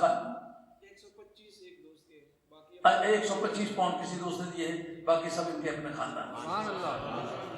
تو جن لوگوں نے قربانیاں دی ہیں یا دے رہے ہیں ان کا نام تو بولتا رہے گا، اس کا نام کیا رکھو گے؟ کاسادی نہیں ہے یہ. ان کا اللہ کافی ہے پھر میں کافی ہوں یا رسول اللہ. اس بات چلی گئی فسمعها فکبروا تکبیرۃ فسمع آل الحرم. یہ سوائے کے مورکہ کی بات ہے. فکبروا تکبیرۃ اس جگہ نعرہ لگا. نعرہ کب لگتا ہے؟ جب بےایمانوں کے عقیدے پر چوٹ لگے. جو ان کے اندر کافروں میں چوٹی والا گلگی والا کافر تھا، خدا تعالیٰ نے اس کو اتنی عزت عطا فرمائی کہ پورے عالم اسلام میں دوسرے درجے پر پورے تمام عالم سنت والجماعت کے جمہور کے مذہب کے مطابق امت مسلمہ کا سردار ہے. یہ مذہب جمہور میں کہہ رہا ہوں اس لیے کہ یہ سب کا مذہب نہیں ہے. صدیق اکبر کی افضلیت، فاروق اعظم کی افضلیت، یہ جمہور اہل سنت کا مذہب ہے. اس کا ذکر تکمیل الایمان کے اندر شاہ عبد الحق مقدس دہلوی رحمۃ اللہ نے کیا ہے. سب سے پہلا سنیت کا مصنف جس نے کاغذ پر لکھ کے سنیت دی ہے وہ شاہ عبد الحق مقدس دہلوی ہے. اور پہلی کتاب اس موضوع پر لکھی گئی ہے وہ تکمیل الایمان ہے. اعلیٰ حضرت رحمۃ اللہ علیہ کا پہلا یا دوسرا بار پہلا غالباً جو انہوں نے لکھی تھی بدعقیدہ لوگوں نے براہین قاطعہ، وہ انوار ساتیہ کے حد میں لکھی تھی. تو پھر انوار ساتیہ کا حاشیہ اعلیٰ حضرت نے لکھا، غالباً پہلا بار اعلیٰ حضرت کا وہ ہے. دوسرا بار اس کتاب کا حاشیہ لکھا ہے تکمیل الایمان کا. اس کا مطلب یہ کہ اس میدان کا پیش رو حضرت شاہ عبد الحق مقدس دہلوی ہے. اور شاہ عبد الحق مقدس دہلوی خاندانی طور پر حضرت صدیق اکبر رضی اللہ عنہ اولاد پاک میں سے، اور مرید ہونے کے طور پر آپ کے اخبار اخیار کے اندر لکھا ہوا موجود ہے کہ وہ موسیٰ پاک شہید ملتان والوں کے مرید ہیں. وہ ہمارے رشتے میں چچا لگتے ہیں. میرے دادا شاہ محمد غوث بالا پیر صدقرے والے یہ چچا لگتے ہیں کیونکہ یہ سید حامد گنج بخش کے بھائی ہیں، اور سید حامد گنج بخش جو ہے یہ موسیٰ پاک شہید کے باپ ہے، اور شاہ عبد الحق مقدس دہلوی ان کی مرید ہے. یہ سلسلہ طریقت میں وہ قادری ہے. یہ جانتے جی سیدنا نے شجرہ کرا سجے مجھے سید وید کی شجر نے ساری کتابیں لکھی. ہمارا سارا شجر شاہ عبد الحق صاحب نے لکھا. جو دوڑی پچی بنے نے جنگو جوڑ کچھ روٹی بدگنیاں تو اتنا ہونا جی ایک پاس چوٹ جوڑ دے دوسرے پاس گلے ہوئی کیسا. یہ جو جھوٹ موٹ کا سید بننا اتنا مشکل کام ہے. میں سمجھتا ہوں ایسا گندا شکار دنیا میں کسی نے نہیں کھیلا ہوگا کہ جو سید نہیں تو سید بنتا ہے. اس کے لیے پہلی دقت تو یوگی رشتے بتائے گا کس کس سے میرا رشتہ ہے، یہ دقت ہوتی ہے بڑی. تو شاہ عبد الحق مقدس دہلوی رحمۃ اللہ تعالیٰ نے سرکار بغداد رضی اللہ عنہ کے خاندان کا شجرہ بڑے ضبط و نظم سے لکھا ہے. اور وہ ہمارا خاندان جو پہلے اچ شریف میں آیا ہے، شاہ محمد غوث اچی رحمۃ اللہ کا ذکر کیا ہے، ان کے چاروں صاحبزادوں کا ذکر کیا ہے، موسیٰ پاک شہید کا ذکر کیا ہے. پھر یہ اسی ذکر پر موقوف نہیں تو اس کے بابری کے اندر خاندان مغلیہ کے یہاں کیس بھی ایک چلا جو جائیداد کا کیس ہے. یہ شاہ محمد غوث بالا پیر صدقرے والوں کے درمیان اور موسیٰ پاک شہید کے درمیان. ان کا مطالبہ یہ تھا کہ ملتان والی اور اچ شریف والی ساری جائیداد مجھے دے دیں، لاہور والی اور صدقرے والی یہ لیں. تو صدقرے والی جائیداد 500 مربع زمین تھی. اب یہ ایوب کے زمانے میں دی ہے، دور کی بات نہیں. اگر کوئی آدمی ساہیوال کے علاقے کا رہنے والا ہے اور اکالے کے علاقے کا رہنے والا تو یقیناً جانتا ہے کہ حضرت شاہ محمد غوث بالا پیر کی کتنی جائیداد تھی. ایوب کے دور حکومت میں گئی ہے. تو یہ دے دیں. اور یہ جو پرانا ہائی کورٹ ہے اور سپریم کورٹ ہے یہ ہماری جگہ میں بنا ہوا ہے. 1884 میں ہمارے خاندان سے ایکوائر ہوا ہے. یہ شاہ چراغ لاہوری رحمۃ اللہ کے جو مزار اس جگہ میں ہے یہ اصل میں لنگر خانہ ان کا، گدی ان کی. یہ مسجد جو ہے اس کا نام قرآنی شہید گنج مسجد اس کا پہلے نام تھا. بعد میں وہ دوسری مسجد کو بدعقیدہ لوگوں نے اچھالنے کی ٹرائی کی کہ اس کا نام کوئی شہید گنج کے نام سے نہ لے. وہ کہتا ہائی کورٹ کا ریکارڈ روم بنایا گیا تھا، پھر اس پر ہمارے مرید لڑے تھے اور وہ ان کی بڑی شاختیں عمل میں آئی تھی. اس لیے پہلا شہید گنج کا لفظ اس کے لیے استعمال ہوا. اس وقت جو اوقاف کا سب سے بڑا دفتر پاکستان کا ہے وہ اس جگہ ہے جس میں ہمارے خاندان کی خواتین رہتی تھی. اس جگہ اس وقت اوقاف کا سب سے بڑا دفتر ہے. اس کا خاندان مغلیہ کے عہد کے جو کاغذات ہیں اس میں اس کا نام ہے احاطہ لنگر خان. لنگر خان ایک وزیر ہوئے تھے جن کی ایک بیٹی ہمارے خاندان میں شادی شدہ تھی. انہوں نے اپنے مرشد کو بطور نذرانے کے لیے پیش کیا تھا. اس لیے روڈ شاہ چراغ، مسجد شاہ چراغ، ملا شاہ چراغ، قبرستان شاہ چراغ یہ سب اس کے نام سے. تو سچے اور جھوٹے سیدوں کا معاملہ ایسا نہیں ہے کہ وہ پرکھنا پڑے، پتہ چل جاتا ہے جھوٹ موٹ کا قصہ ہے. تو شاہ عبد الحق مقدس دہلوی رحمۃ اللہ نے اس کا ذکر کیا کہ یہ جمہور اہل سنت کا مذہب ہے کہ صدیق اکبر رضی اللہ عنہ پوری امت سے افضل ہیں، فاروق اعظم اس کے بعد پوری امت سے افضل ہے. یہ جمہور کا مذہب، سب کا مذہب ہے. اس لیے کہ صحابہ میں خود ایسے لوگ موجود ہیں، مثلا حضرت ابو ہریرہ رضی اللہ عنہ کے بارے میں جو برخوردار جس نے حاشیہ لکھا ہے نبراس کا، اس کے اندر انہوں نے لکھا ہے کہ حضرت ابو ہریرہ رضی اللہ عنہ سب امت سے زیادہ افضل مانتے تھے حضرت جعفر طیار کو. اور حضرت امام شیخ صاحب الدین سہروردی خلفائے راشدین کو ایک جیسا مانتے تھے، ان میں سے کسی کو بھی افضل نہیں مانتے تھے. یہ باتیں آن ریکارڈ موجود ہیں، اگر وہ چاہے تو آپ کو فوٹو سٹیٹ بھی دے سکتا ہوں. اور یہ نواب صدیق الحسن نے بھی یہ کتاب لکھی ہے، اس کے اندر بھی اس کا ذکر کیا ہے، اور وہ سارے مذاہب ذکر کیے ہیں. علامہ ابن عبد البر نے اس کا ذکر کیا ہے کہ حضرت سلمان فارسی، حضرت جابر بن عبد انصاری، حضرت ابو سعید خدری، حضرت زید بن ارقم، یہ 8-9 صحابہ کے نام لیے. وہ کہتے تھے کل امت مسلمہ میں سب سے افضل جناب حیدر کرار کا عقیدہ وہ رکھتے تھے. حالانکہ وہ صحابہ تھے، لیکن جمہور ہم وہ ہیں جو جمہور کا عقیدہ رکھتے ہیں. جمہور اہل سنت کا مطلب یہ ہے کہ صدیق اکبر سب سے افضل ہیں اور فاروق اعظم اس کے بعد سب سے افضل ہیں. اب جناب یہ آدمی کل تک تو کفر کی خدمت کرتا رہا، آتے آتے ہی سرکار کا کلمہ پڑھ لیا. پر کلمہ کب پڑھا؟ جب دیکھا کہ قرآن مجید پڑھنے والوں نے کے دل کو لرزا کے رکھ دیا. قربان جائیں صدیق اکبر تیرے، کہ کسی بات کا انتظار نہیں کیا. حضرت لوط علیہ السلام نے 30 برس انتظار کیا، پر حضرت اسماعیل سبقت کیوں لے گئے کہ انہوں نے ایک لمحہ بھی انتظار نہیں کیا. صدیق اکبر امت میں سبقت کیوں لے گئے؟ ایک لمحہ بھی انتظار نہ کیا. اور نبی پاک علیہ السلام کے اہل بیت نے اس سے پہلے کلمہ پڑھا ہے، لیکن وہ سبقت کس لیے لے گئے اہل بیتوں میں کہ انہوں نے ایک لمحہ بھی انتظار نہ کیا. پہلی امتوں میں انبیاء علیہ السلام کی جو اہل بیتیں ہیں وہ انتظار کرتے رہے، تو نہ اہل بیت کے جوڑ کا کوئی ہے، نہ صدیق اکبر کے جوڑ کا. اب حضرت فاروق اعظم کا مسئلہ تو نکل آیا کہ انہوں نے کہا یا رسول اللہ، اللہ آپ کی مدد کرے گا پھر میں مدد کروں گا. اس جملے کی تائید پروردگار نے کی.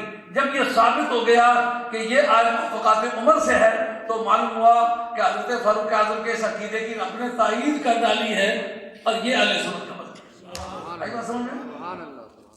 اب حضرت فاروق اعظم رضی اللہ عنہ کی دینی خدمات، حضرت عثمان غنی رضی اللہ تعالیٰ عنہ، حضرت عثمان بھی لاجواب ہے، مگر یہ کمائی کس کی ہے؟ صدیق اکبر کی ذات پر. یہ کمال ہے. حضرت صدیق اکبر کی جو 1000 حق والی چیزیں ہیں، ان میں سے ایک بات یہ ہے کہ چوٹی چوٹی کے دانشور، چوٹی چوٹی کے دولت مند، چوٹی چوٹی کے قانون دان جو مسلمان ہوئے ہیں حضرت صدیق اکبر کی ترغیب پر مسلمان. ان میں سے حضرت عثمان کا وجود مسعود بھی ہے جو تیسرے درجے پر کل امت مسلمان کا سردار ہے. اب حضرت عثمان غنی رضی اللہ عنہ نبی پاک علیہ السلام کی بارگاہ میں ان کی بھی حاضری ہو گئی، فاروق اعظم کی بھی حاضری ہو گئی. لیکن یہ حضرت عبداللہ بن مسعود ہوئے یا حضرت عثمان ہوئے، حضرت عبداللہ بن مسعود کمال درجے کے قانون دان ہیں، لیکن وہ کس کی ترغیب پر مسلمان ہوئے؟ حضرت صدیق اکبر کی ترغیب پر. لیکن فاروق اعظم کا جناب کام کیا ہے؟ ان کا کام یہ ہے کہ جو نبی پاک کے اوصاف کا منکر ہے رگڑا. سمجھ میں آئی یہ بات؟ قرآن مجید کے ایک رولنگ آپ کے سامنے پیش ہے. ایک کیس پیش ہوا حضور کی بارگاہ میں، اس میں سرکار دو عالم علیہ السلام نے پراس اینڈ کونس، موافق اور مخالف دلائل سن کے آپ نے فیصلہ کر دیا ایک ایسے آدمی کے حق میں جو اس وقت کی بول چال میں یہودی کہلاتا تھا، اور اس کے خلاف چلا گیا جو اس وقت کی بول چال میں مسلمان کہلاتا تھا، مگر اندر سے وہ بے ایمان تھا، منافق تھا. اچھا، اب آگے چلتی ہے یہ بات کہ جاتے جاتے یہودی نے نہیں کہا، اس سے تو آپ کو فیصلہ ہو گیا تھا، اس نے نہیں کہا نہیں اس طرح سے فیصلہ کرواتے. وہ جو جھوٹا موٹا بدعقیدہ مسلمان تھا نا، سمجھ آ رہی ہے؟ یعنی کافر قسم کا مسلمان تھا. بدعقیدہ کہ یہ معنی یعنی کہلوانے کے وقت وہ مسلمان کہلاتا تھا اور اندر سے ڈسا ہوا تھا. وہ کہتا ہے یہ فیصلہ فاروق اعظم کے پاس لے کے چلتے ہیں.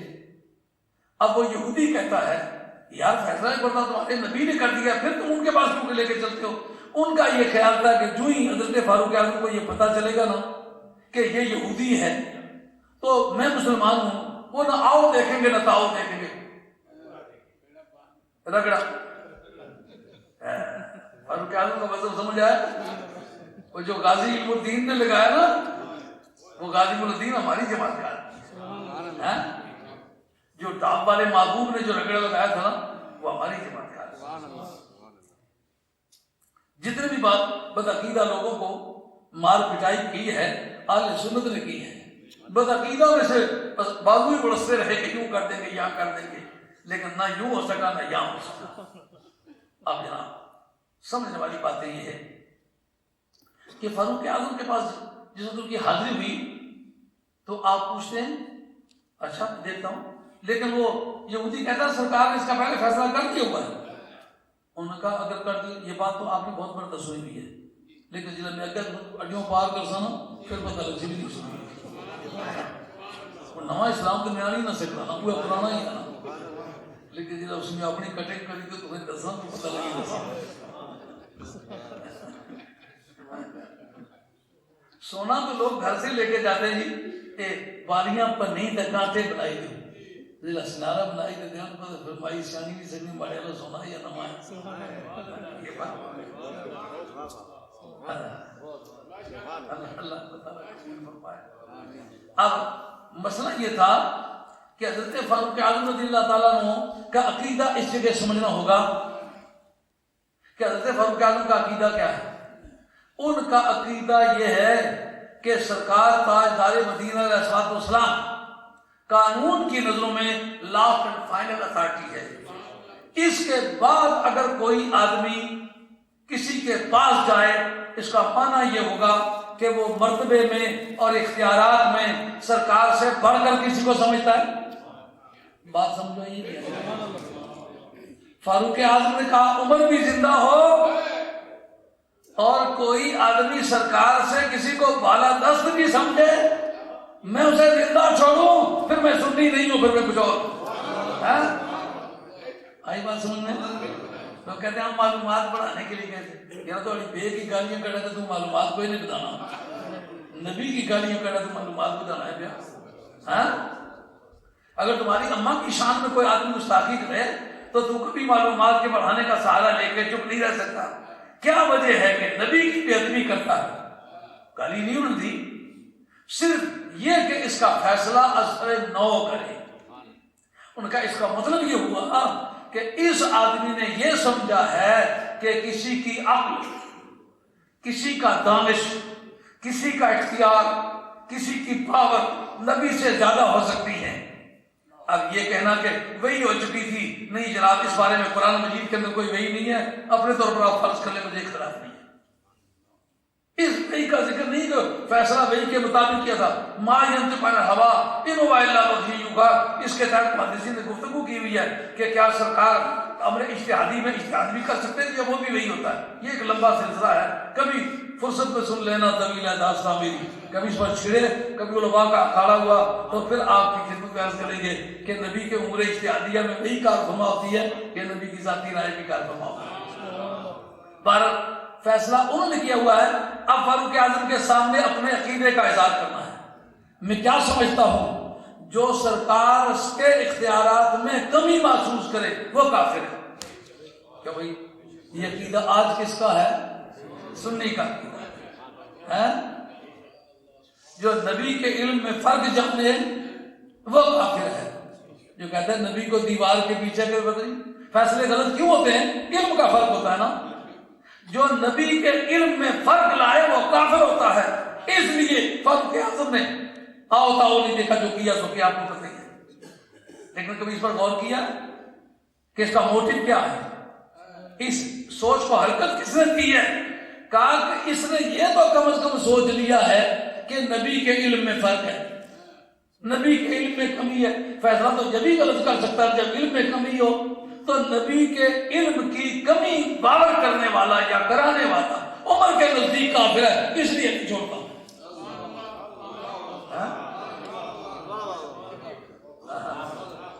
کیا بات سمجھ آ رہی ہے؟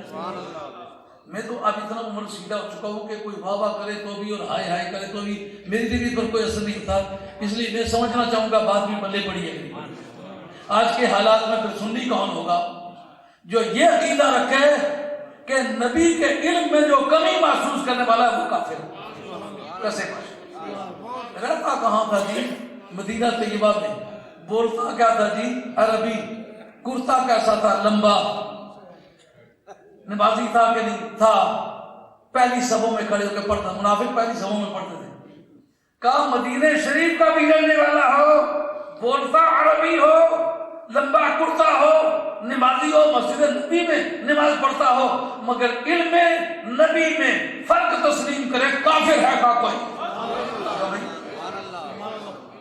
یہ جو نتائج نکلتے ہیں انہیں نبی گلاں بلے بیٹھے دو جھٹ سر پہ پال بانے سے لے کر کیا دے پیچھے تو تُسا تو کہتا ہے کہ میرے بنے کے سال پایا میں جداروں میں پیر پیچھے کی طرح پتہ کر کس طرح پانے سے جنہا اگلا نا جنہا پچھلا پھیرا موڑی تو آنا تو میرے پسر بنانا نہیں کہ بڑے پیچھے سے پانا کیتا ہے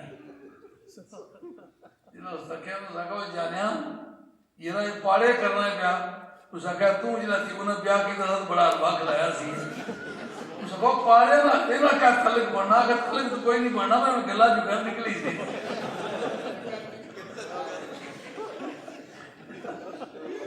یہ تو مجھے مصرا یہ پنجابی ہے نا یہ بڑی جگہ آپ ان پیچھے سے سمجھ آئی پہلے نہیں سمجھ آئی تو بات میں سے بات نکل رہی ہے کہ نہیں نکل رہی؟ سمجھ آ رہی ہے کہ نہیں آ رہی؟ سنی کا عقیدہ چھلک کے حضرت فاروق اعظم کی شہادت کے موقع پر نمایاں طور پر سامنے آ رہا ہے کہ نہیں آ رہا؟ شہادت آپ کی بڑی شان والی ہے، لیکن دیکھنا یہ شہادت تو اس وقت ہوئی نہیں جب آپ کی عمر ہونے کا فیصلہ ہو چکا، کس عقیدے سے زندگی انہوں نے گزاری، کس عقیدے کی تعلیم تھی، ہمیں پیروی ان کی شہادت کی نہیں کرنی، ان کے عقیدے کی پیروی۔ بات سمجھ آئی نہیں سمجھ آئی؟ یوں کسی نے خنجر مارا تو یوں شہید ہو گئے، اللہ کے پیارے تھے، پیاری جان رائے مولا ان کے سر ہوئی، دیار پاک مدینہ میں دعا مانگی تھی، مولا کریم مجھے ورزقنی شہادت فی بلد حبیبک، مولا کریم مجھے شہادت عطا فرما، لیکن تیرے یار کے شہر کے بچھوڑے میں نہ ہو۔ اب وہاں حکومت مسلمانوں کی، وہاں ان کو کون شہید کرے؟ واہ مولا تو نے فاروق اعظم کی دعا کس طرح قبول کی؟ مجھے شہادت دے پر اپنے محبوب کے شہر میں۔ کبھی کوئی غور کرے نا تو زمین آسمان کے کلابے ملائے جائیں تو فاروق اعظم کی دعا منظور ہوتی ہے۔ شہر ہو پیارے پاک مدینہ، اس وقت رومن امپائر بھی ٹاپل ہو چکی ہو، پرشین امپائر بھی ٹاپل ہو چکی ہو، اسلام سپر پاور بن چکا ہو، کافر نام کی چیز کوئی بااختیار نہ رہ گئی ہو، ان کو دیار پاک مدینہ میں شہید کون کرے؟ واہ عمر وہ دولت مانگی جو مدینہ طیبہ میں ہے نہیں۔ رب نے کہا عمر تو نے میرے یار کے لیے جتنی قربانیاں دی ہیں، بڑی ناممکن سی لگتی ہوئی بات تم نے مانگ لی ہے، پر آج تیری بات کو مراد نہیں۔ شاید یقین آپ کی قیمتی ہے، مگر زیادہ قیمتی آپ کی تعلیمات ہیں، ان کا عقیدہ کیا تھا۔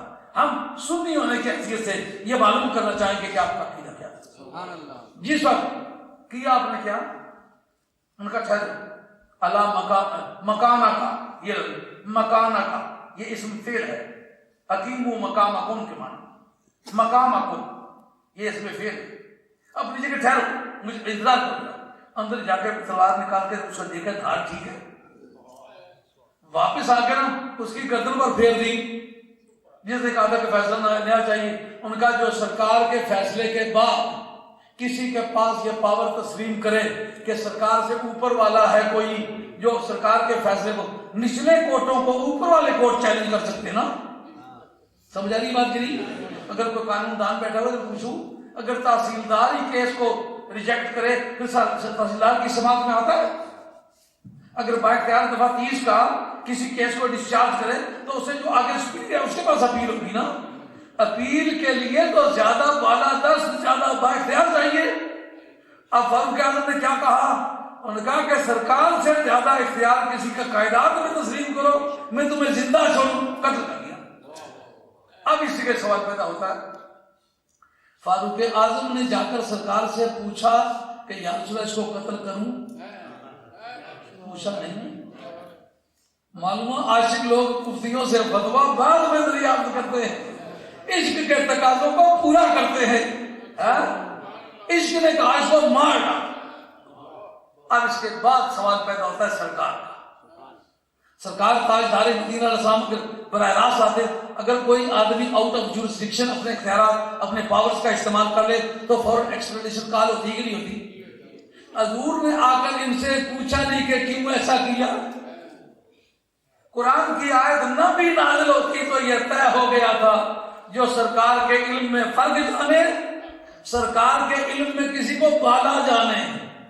کہتے شیطان کا علم وہ تو قرآن سے ثابت ہے، کل روئے زمین کا محیط علم وہ تو قرآن سے ثابت ہے، سرکار کا علم کہاں سے ثابت ہے؟ اے فاروق اعظم دل چاہتا ہے ایک مرتبہ چکر لگائیں.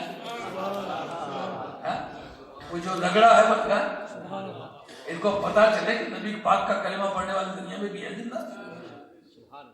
حضرت نبی کریم علیہ الصلوۃ والسلام کا ان سے پوچھ گچھ نہ کرنا، اس کا مطلب یہ آؤٹ آف جورسڈکشن آپ نے پاورز ایکسرسائز نہیں کی، حدود اختیارات کے اندر یہ کام کیا ہے. اس وقت آپ جج تھے؟ نہیں جج نہیں تھے. آپ جرنیل تھے؟ نہیں جرنیل نہیں تھے. کوئی آپ کی عدالت ایک عدالت ہے. کیا مطلب نکلا؟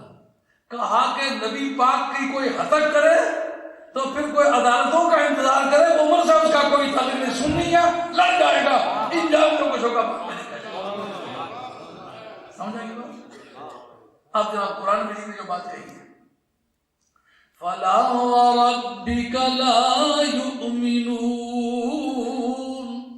حَتَّى يُحَكِّمُوكَ فِيمَا شَجَرَ بَيْنَهُمْ ثُمَّ لَا يَجِدُوا فِي أَنفُسِهِمْ حَرَجًا مِّمَّا قَضَيْتَ وَيُسَلِّمُوا تَسْلِيمًا.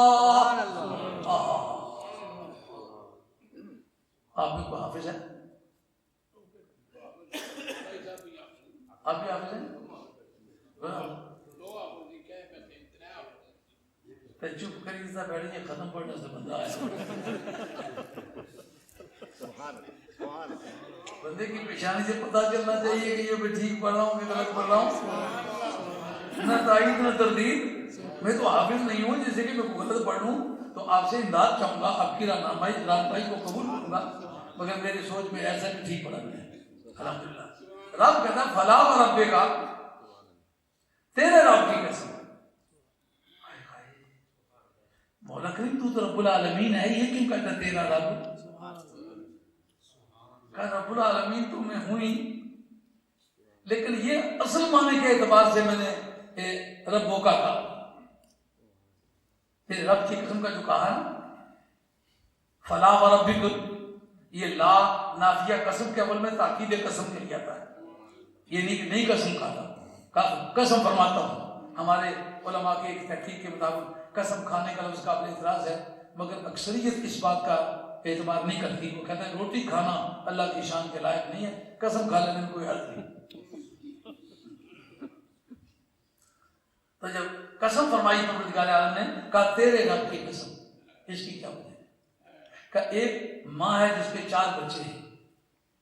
ہر باپ جو انسان پیدا ہوا ہے نا وہ پوٹینشلی ڈیڈی ہے، لیکن ایکچولی اس وقت بنے گا جب سچ مجھ اس کے گھر بیٹا پیدا ہوگا، جس کو بالقوت اور بالفعل کہتے ہو.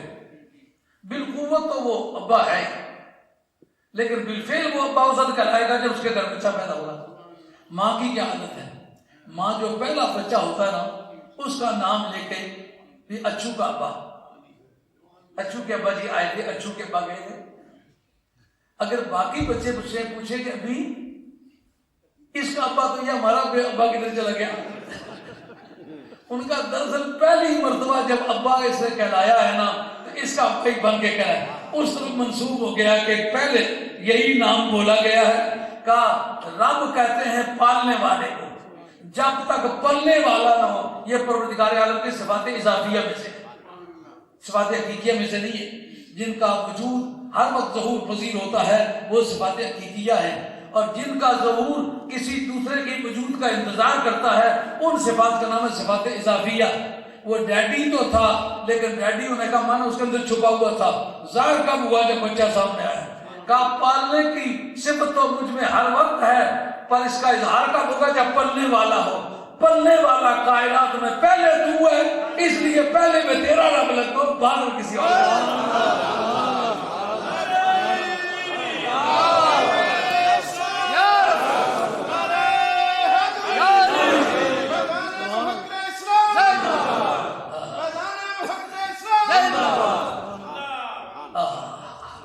اب یہ سوال اٹھا قسم کھانے کا کیا مضمون، کیا طریقہ کار ہے؟ ان البینۃ علی المدعی والیمین علی من انکر. یہ کہتے ہیں سرکار حضرت نبی کریم علیہ السلام نے خاموشی برت کے فیصلہ غلط فرمایا. رب کہتا ہے غلط تو جب ہو جب میں غلط ہوں. میرا رسول ہے، اس کا ایکشن اور اومیشن میری طرف منسوب ہوتا ہے، میں اس کی صحت کی ضمانت پیش کرتا ہوں. اچھا جی تم گواہ لاؤ جو غلط فیصلہ کیا ہے، اس کے گواہ لاؤ. کا گواہ تمہارے پاس نہیں ہے. ان کا پھر مطالعہ پروردگار ہے. رب کہتا ہے اور میں قسم پہ پاتا ہوں، میں قسم فرما کے کہتا ہوں کہ میرے یار یہ صرف آج کی بات نہیں بلکہ قیامت تک. فلا وربک لا یؤمنون. مجھے لوگ کہتے ہیں شاہ صاحب بھائی ایمان کا لفظ کثرت سے استعمال کرتے ہیں. میں صرفہ تو بڑا کرتا ہوں میں، لیکن میں کیا کروں؟ رب کہتا ہے بھائی ایمان ہے وہ لا یؤمنون، وہ بھائی ایمان ہے. کب تک؟ کہ جب تک تجھے اپنا حق میں اعلیٰ نہ کر حتی یحکموک فیما شجر بینہم. ما اصولیوں کے نزدیک جناب ہر شے موجود کے لیے استعمال ہوتا ہے. ذوی العقول کے لیے، غیر ذوی العقول کے لیے، ریشنل کے لیے، irrational کے لیے، اینیمیٹ کے لیے، انینیمیٹ کے لیے، جاندار کے لیے، بے جان کے لیے، عقل رکھنے والے کے لیے، عقل نہ رکھنے والے کے لیے، سب کے لیے استعمال ہوتا ہے.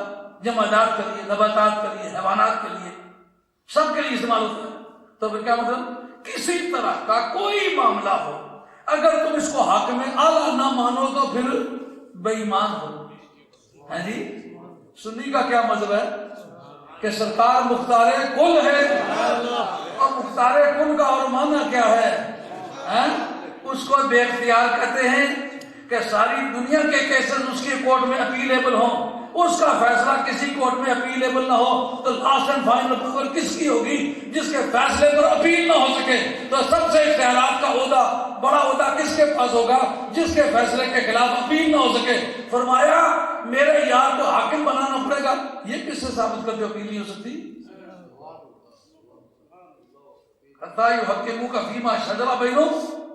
اپیل کا جملہ آگے آ رہا ہے ثم لا یجدوا فی انفسہم حرجا. پھر اپنے دل میں کوئی کسی طرح کا تکلیف اور کھٹکا محسوس نہ کریں. جو آپ نے فیصلہ کیا اس کو دل سے تسلیم کریں. بھائی سلموا تسلیما. اگر کوئی رنجش بھی دل میں پیدا ہوتی ہے جب تک وہ دور نہ کرے اس حد تک بے ایمان ہے. یہ عقیدہ کس کا ہے؟ ہاں جی میں تو مالک ہی کہوں گا کہ وہ مالک حبیب، یعنی محبوب محب میں نہیں میرا تیرا، یعنی محبوب محب میں نہیں میرا تیرا. مزہ آیا کہ نہ آیا بھگوان کا عقیدہ جان کے؟ جس جگہ کھڑے ہو کر حضرت ابراہیم علیہ السلام نے پتھر لگائے، کہتے دل چاہتا اتخذنا من مقام ابراہیم مصلی. دل چاہتا ہے جس جگہ ابراہیم علیہ السلام کے پاؤں لگے وہاں سر لگائے. آشکانہ ذوق پلکاں نال بہاریاں دیواں جسے بکریاں یار چراں. کرے حکم خداوندی کا کہ موقف تو عمر کا صحیح ہے لیکن میں بتوں کی مذمت کرتا رہا ہوں. اب اگر میں جلدی کروں تو ان کی عقلیں پریشان ہوں گی. انتظار کرتا ہوں.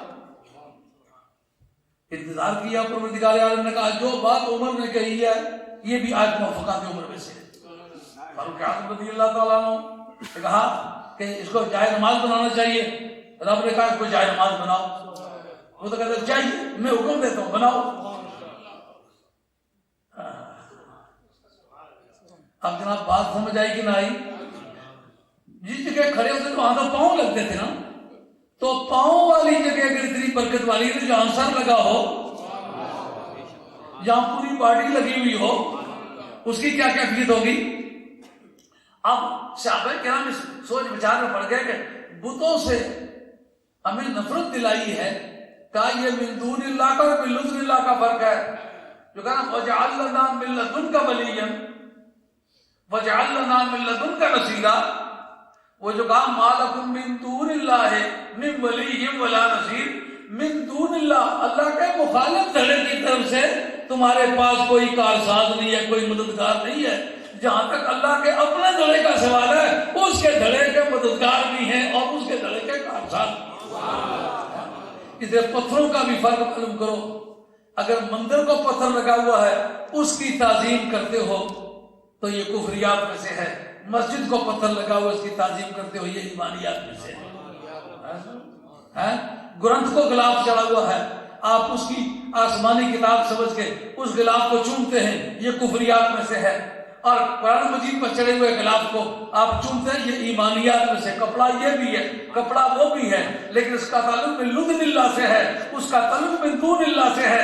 اور پتھر بت بھی ہیں اور پتھر مقام ابراہیم بھی ہے، لیکن پتھر جو بتوں کو لگے ہوئے ہیں وہ من دون اللہ ہیں، اور یہ من لدن اللہ ہے کہ وہ خلیل اللہ کی طرف سے ہے۔ تو من دون اللہ کا فرق بھی اور من لدن اللہ کا فرق بھی آپ کو سمجھ میں نہ آئے تو بالکل ویسی بات بنتی ہے۔ ایک جگہ ایک جلد ساز تھے، ان کی عادت تھی وہ نکال کے نا جہاں جب کوئی غلطی ہو کتاب میں جلد سازی سے پہلے غلطیاں نکالتے تھے۔ ایک آدمی جا کے قرآن مجید دے آ گیا، یہ میرے قرآن مجید کے آپ جلد سازی کر دی۔ انہوں نے کھول کے دیکھا، بہت ساری غلطیاں نکالی، پورے قرآن میں سینکڑوں غلطیاں نکالی۔ ہاں قرآن مجید میں بوجھ بجکڑ تھے لیکن کمال درجے کے فاضل تھے۔ یہ بوجھ بجکڑ میں ان کی بڑی شان تھی۔ جناب قرآن مجید لینے والا آ گیا، انہوں نے کہا جا قرآن مجید کی جلد کی، انہوں نے کہا جلد کر دیں، اور کہا اس میں غلطی تو نہیں، انہوں نے کہا قرآن ہے کہ ساری غلطیاں ہی غلطیاں۔ کہا کیا غلطی؟ انہوں نے کہا کسی جگہ شیطان کا نام وہاں کو چھڑا ہوا ہے، کسی جگہ فرعون کا نام کو چھڑا ہوا ہے، کسی جگہ حامان کا نام کو چھڑا ہوا ہے، کسی جگہ کلب کتے کو کہتے وہ، کسی جگہ خنزیر لکھا ہوا ہے، کسی جگہ شیطان لکھا ہوا۔ انہوں نے کہا پھر وہ کاٹ کے کیا کیا؟ کہا کسی جگہ آپ کا نام لکھ دیا، کسی جگہ بڑے چودھری صاحب کا نام لکھ دیا۔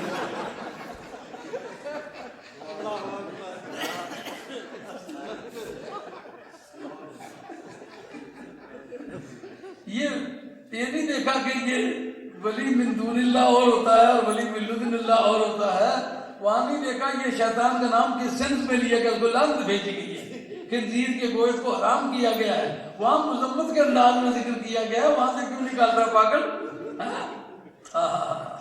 حضرت فاروق اعظم رضی اللہ تعالیٰ عنہ نے جب یہ بات کہی تو پھر سرکار کی اس کو وضاحت کرنا پڑی۔ لیکن تعجب کی بات یہ ہوتی ہے، ایک مطلب آپ کو یہ بات پہلے سنا چکا ہوں جو ابھی عرض کر لگا ہوں، لیکن اب ٹارگٹ میں آگے عرض کرتا ہوں۔ وہ مجھے ایسا ہوا کہ کوئی 3-4 برس کی بات ہے، میں پاکستان گیا تو ایک آدمی مجھے کہتا ہے آپ نے یہ مسئلہ فلاں جگہ بیان کیا تھا اور فلاں کتاب کا حوالہ دیا تھا۔ میں نے کہا مسئلہ یوں نہیں یوں ہے، اور تم کہتے ہو کہ یہ رواز میں نے تقریر کی تھی، یہ تقریر میں نے بیروالیہ میں کی تھی، اور یہ کتاب روح البیان کرتے نہیں مسئلہ ہوتا۔ اب وہ جب میں جو ہی بات کہی فٹافٹ روح البیان لیا نکال کے دکھائی تو وہ کہتے ہیں نہیں میں نے بھی میں غلط سمجھو، یہ میں نے نہیں بات کی۔ جناب وہ قرآن اس بڑی ٹیپیں دہی رہی نکلی ہوئی تھی، کہا وہ میرے پاس ٹیپ موجود ہے، میں نے کہا لاؤ۔ جب ٹیپ لائی گئی تھی تو میں نے بتایا اسے نکلا۔ تو مجھے الحمدللہ تقریروں کا مطلب یاد رہتا ہے کہ کوئی بات میں نے کہاں کی ہے کیسے کی ہے۔ تو جو عرض کرنے لگا ہوں کہ حضرت فاروق اعظم رضی اللہ کے نام پر ایک مسئلہ بولتا رہتا ہے کہ نبی کریم علیہ الصلوۃ والسلام نے حدیبیہ کے مقام پر جس درخت کے نیچے بیٹھ کے تو آپ نے بیعت لی تھی، اس درخت کو حضرت فاروق اعظم نے اس لیے کٹوا دیا تھا کہ لوگ اسے برکت والا سمجھ کے وہاں نماز پڑھتے تھے۔ ہم یہ پوچھنے پر مجبور ہیں کہ جس فاروق اعظم نے ابراہیم علیہ السلام کے پاؤں لگنے والی جگہ کو جائے نماز بنانے کی تجویز پیش کی، وہی سرکار کے بیٹھنے والی جگہ کو شرک کی جگہ سمجھتا ہے۔ خلیل اللہ کے پاؤں افضل ہے کہ محمد رسول اللہ صلی اللہ علیہ وسلم کی ذات افضل ہے۔ اگر یہ ایک مرتبہ جائے نماز بنانے کی چیز ہے، وہ 1,00,000 مرتبہ جائے نماز بنانے کی چیز ہے۔ پھر بتاؤ۔ اور بخاری کا متن حضرت جابر بن عبداللہ انصاری کہتے ہیں کہ جس وقت ہم لوگ وہاں گئے اور سرکار نے جس درخت کے نیچے بیعت لی ہم دوسرے سال عمرۃ القضاء کے لیے گئے، اس درخت کو ہم نے تلاش کرنا چاہا، لیکن ہم سے فیصلہ نہ ہو سکا یہ درخت ہے کہ وہ درخت ہے کہ وہ درخت ہے کہ وہ درخت ہے۔ اب جھگڑا پڑ گیا، کنفیوژن ہو گئی۔ اب میں یہ پوچھتا ہوں، اگر 1400 اور کچھ آدمیوں نے جنہوں نے سرکار کے دست حق پرست پر اس میدان وفا میں بیعت وفا کی تھی کہ مرنے کے لیے تیار ہیں، ان 1400 آدمیوں کو تو وہ درخت نہ مل سکا، فاروق اعظم نے اکیلے تلاش کس طرح کر لیا؟ فاروق اعظم اس میں موجود تھے، صدیق اکبر موجود تھے، عثمان غنی موجود تھے، حیدر کرار موجود تھے، اشرف مشرا موجود تھے، اکابر صحابہ موجود تھے، تم سب کو 1400 بندے مل کر تلاش نہ کر سکے تو فاروق اعظم بھی ان میں شامل تھے، ان کو بعد میں کس طرح پتا چل گیا کہ یہ وہ درخت ہے؟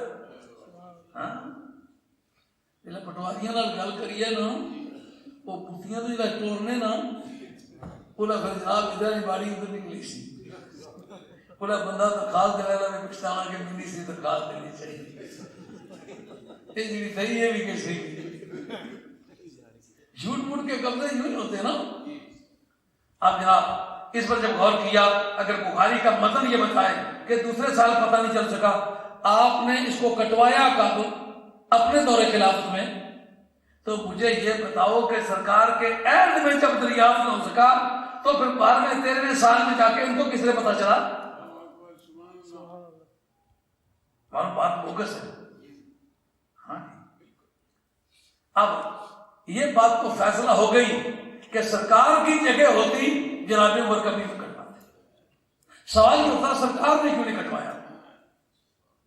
شرک کا زیادہ پتہ سرکار کو ہے یا فاروق اعظم کو ہے؟ انہوں نے نہیں کٹوایا۔ ہندوستان میں کافی کتابیں لکھی گئی جو آواز لکھے گئی، لیکن اتنے کمزور ہیں کہ دیکھ کے گھبراہٹ ہوتی ہے، جو آپ پڑھے ہیں، لیکن جو یہ اس کی تحقیق میں پڑھے تو پھر مزہ آ گیا، سمجھ میں آگی بات ہے کہ لوگوں نے پہلے اختیار تیز کر کے رکھ دیے ہوئے، یہ ہماری غفلت ہے کہ ہم اپنے بزرگوں کا اختیار استعمال کرنے سے قادر نہیں۔ آیا وقت حضرت صدیق اکبر زیادہ شرک کو جانتے کہ فاروق اعظم سے زیادہ جانتے؟ اب ظاہر ہے کہ صدیق اکبر کی شان زیادہ بلند ہے پوری امت میں، اس کو زیادہ بہتر جانتے ہیں۔ ان کا دور خلافت میں دور کٹوائی ہے، انہوں نے اپنے دور خلافت میں کیوں کٹوائی ہے؟ اگر شرک تھا تو اتنے 12.5 برس تک شرک ہوتا رہا، یعنی 6 سال بیچ میں سے کاٹ لے 6.5 برس تک لگاتار شرک ہوتا رہا، فاروق اعظم اپنی آنکھوں سے دیکھتے رہے پھر برداشت کرتے رہے۔ معلوم ہے شرک تو نہیں ہوتا رہا، شرک ہوتا تو سرکار کیسے برداشت کرتے؟ حضرت صدیق اکبر کیسے برداشت کرتے؟ انہوں نے کٹوایا کہ نہیں کٹوایا؟ ہاں کٹوایا۔ کس کتاب نے لکھا؟ حدیث میں؟ ہاں حدیث کی کتاب نے لکھا۔ کس نے لکھا ہے؟ کہ یہ طبقات ابن سعد نے لکھا ہے۔ طبقات ابن سعد حدیث کی کتاب ہے یا تاریخ کی؟ تاریخ کی۔ تاریخ حدیث کی مزاحم واقع ہو سکتی ہے؟ اگر تاریخ کا تناقض حدیث سے آئے تو آپ عالم دین ہونے کی حیثیت سے اس تاریخ کو اہمیت دیں گے؟ جب برابر کی حدیث نہ ہو تو آپ اس کو کبھی حدیث کے مقابلے میں لا سکتے ہی نہیں۔ تاریخ کا کیا تعلق بنتا ہے حدیث کے ساتھ؟ ہاں اس کے بعد مان لیتا ہوں کہ انہوں نے کٹوایا تھا۔ کٹوایا پھر کیوں تھا؟ کا کٹوایا اس لیے نہیں تھا کہ یہ وہ درخت ہے جس کے نیچے سرکار نے بیٹھ کے بیعت لی تھی، بلکہ انہوں نے کبھی اس کے نیچے کبھی اس کے نیچے کبھی آگے ایسے شبہ کے مطابق ہی ایک کو ڈٹرمن کر لیا کہ چلو یار آئندہ جگہ جگہ نہیں پڑھتے، ایک ہی جگہ پڑھتے، اسی درخت کو سمجھ لو۔ انہوں نے کہا ظنی طور پر، وہم و گمان کے طور پر، تک اور تخمینے کے طور پر تم نے اس بات کو سرکار کی طرف منسوخ کیا، تو ایسی مومل نسبت کی وجہ سے اس کو کٹواتا ہوں تاکہ عمر کی یادگاریں دنیا میں زندہ رہے کہ جھوٹی قسم کی نسبت سرکار کی طرف کی جائے، عمر ہو تو برداشت نہیں کرتا۔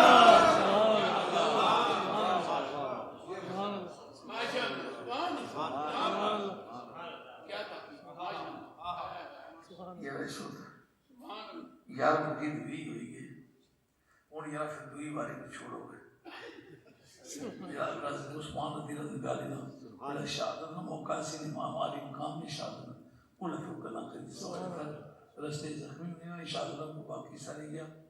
لیکن اصل بات جو کی ہے کہ یہ بتایا جائے ان کا عقیدہ کیا تھا۔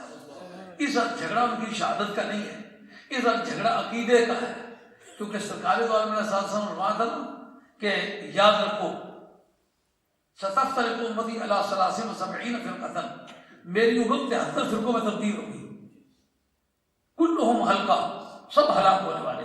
اس کا مطلب امت دعوت ہوگی، امت اجابت نہیں ہوگی۔ امت اجابت وہ سمجھی جائے گی جنہوں نے ضوابط کے اور قواعد کے مطابق، صحت کے مطابق سرکار پر ایمان کی دولت پائی ہوگی، وہ امت ہوگی۔ باقی سارے ہلاک ہو کے ایک بچے گا۔ رحمان بھی یا رسول اللہ صلی اللہ علیہ وسلم، علامہ عبدالکریم ثانی نے کتاب ملل بنحل کے مقدمے میں اس حدیث کو شیئر کے اس پر گفتگو کی ہے، علم عقائد کی بڑی معتبر کتاب ہے۔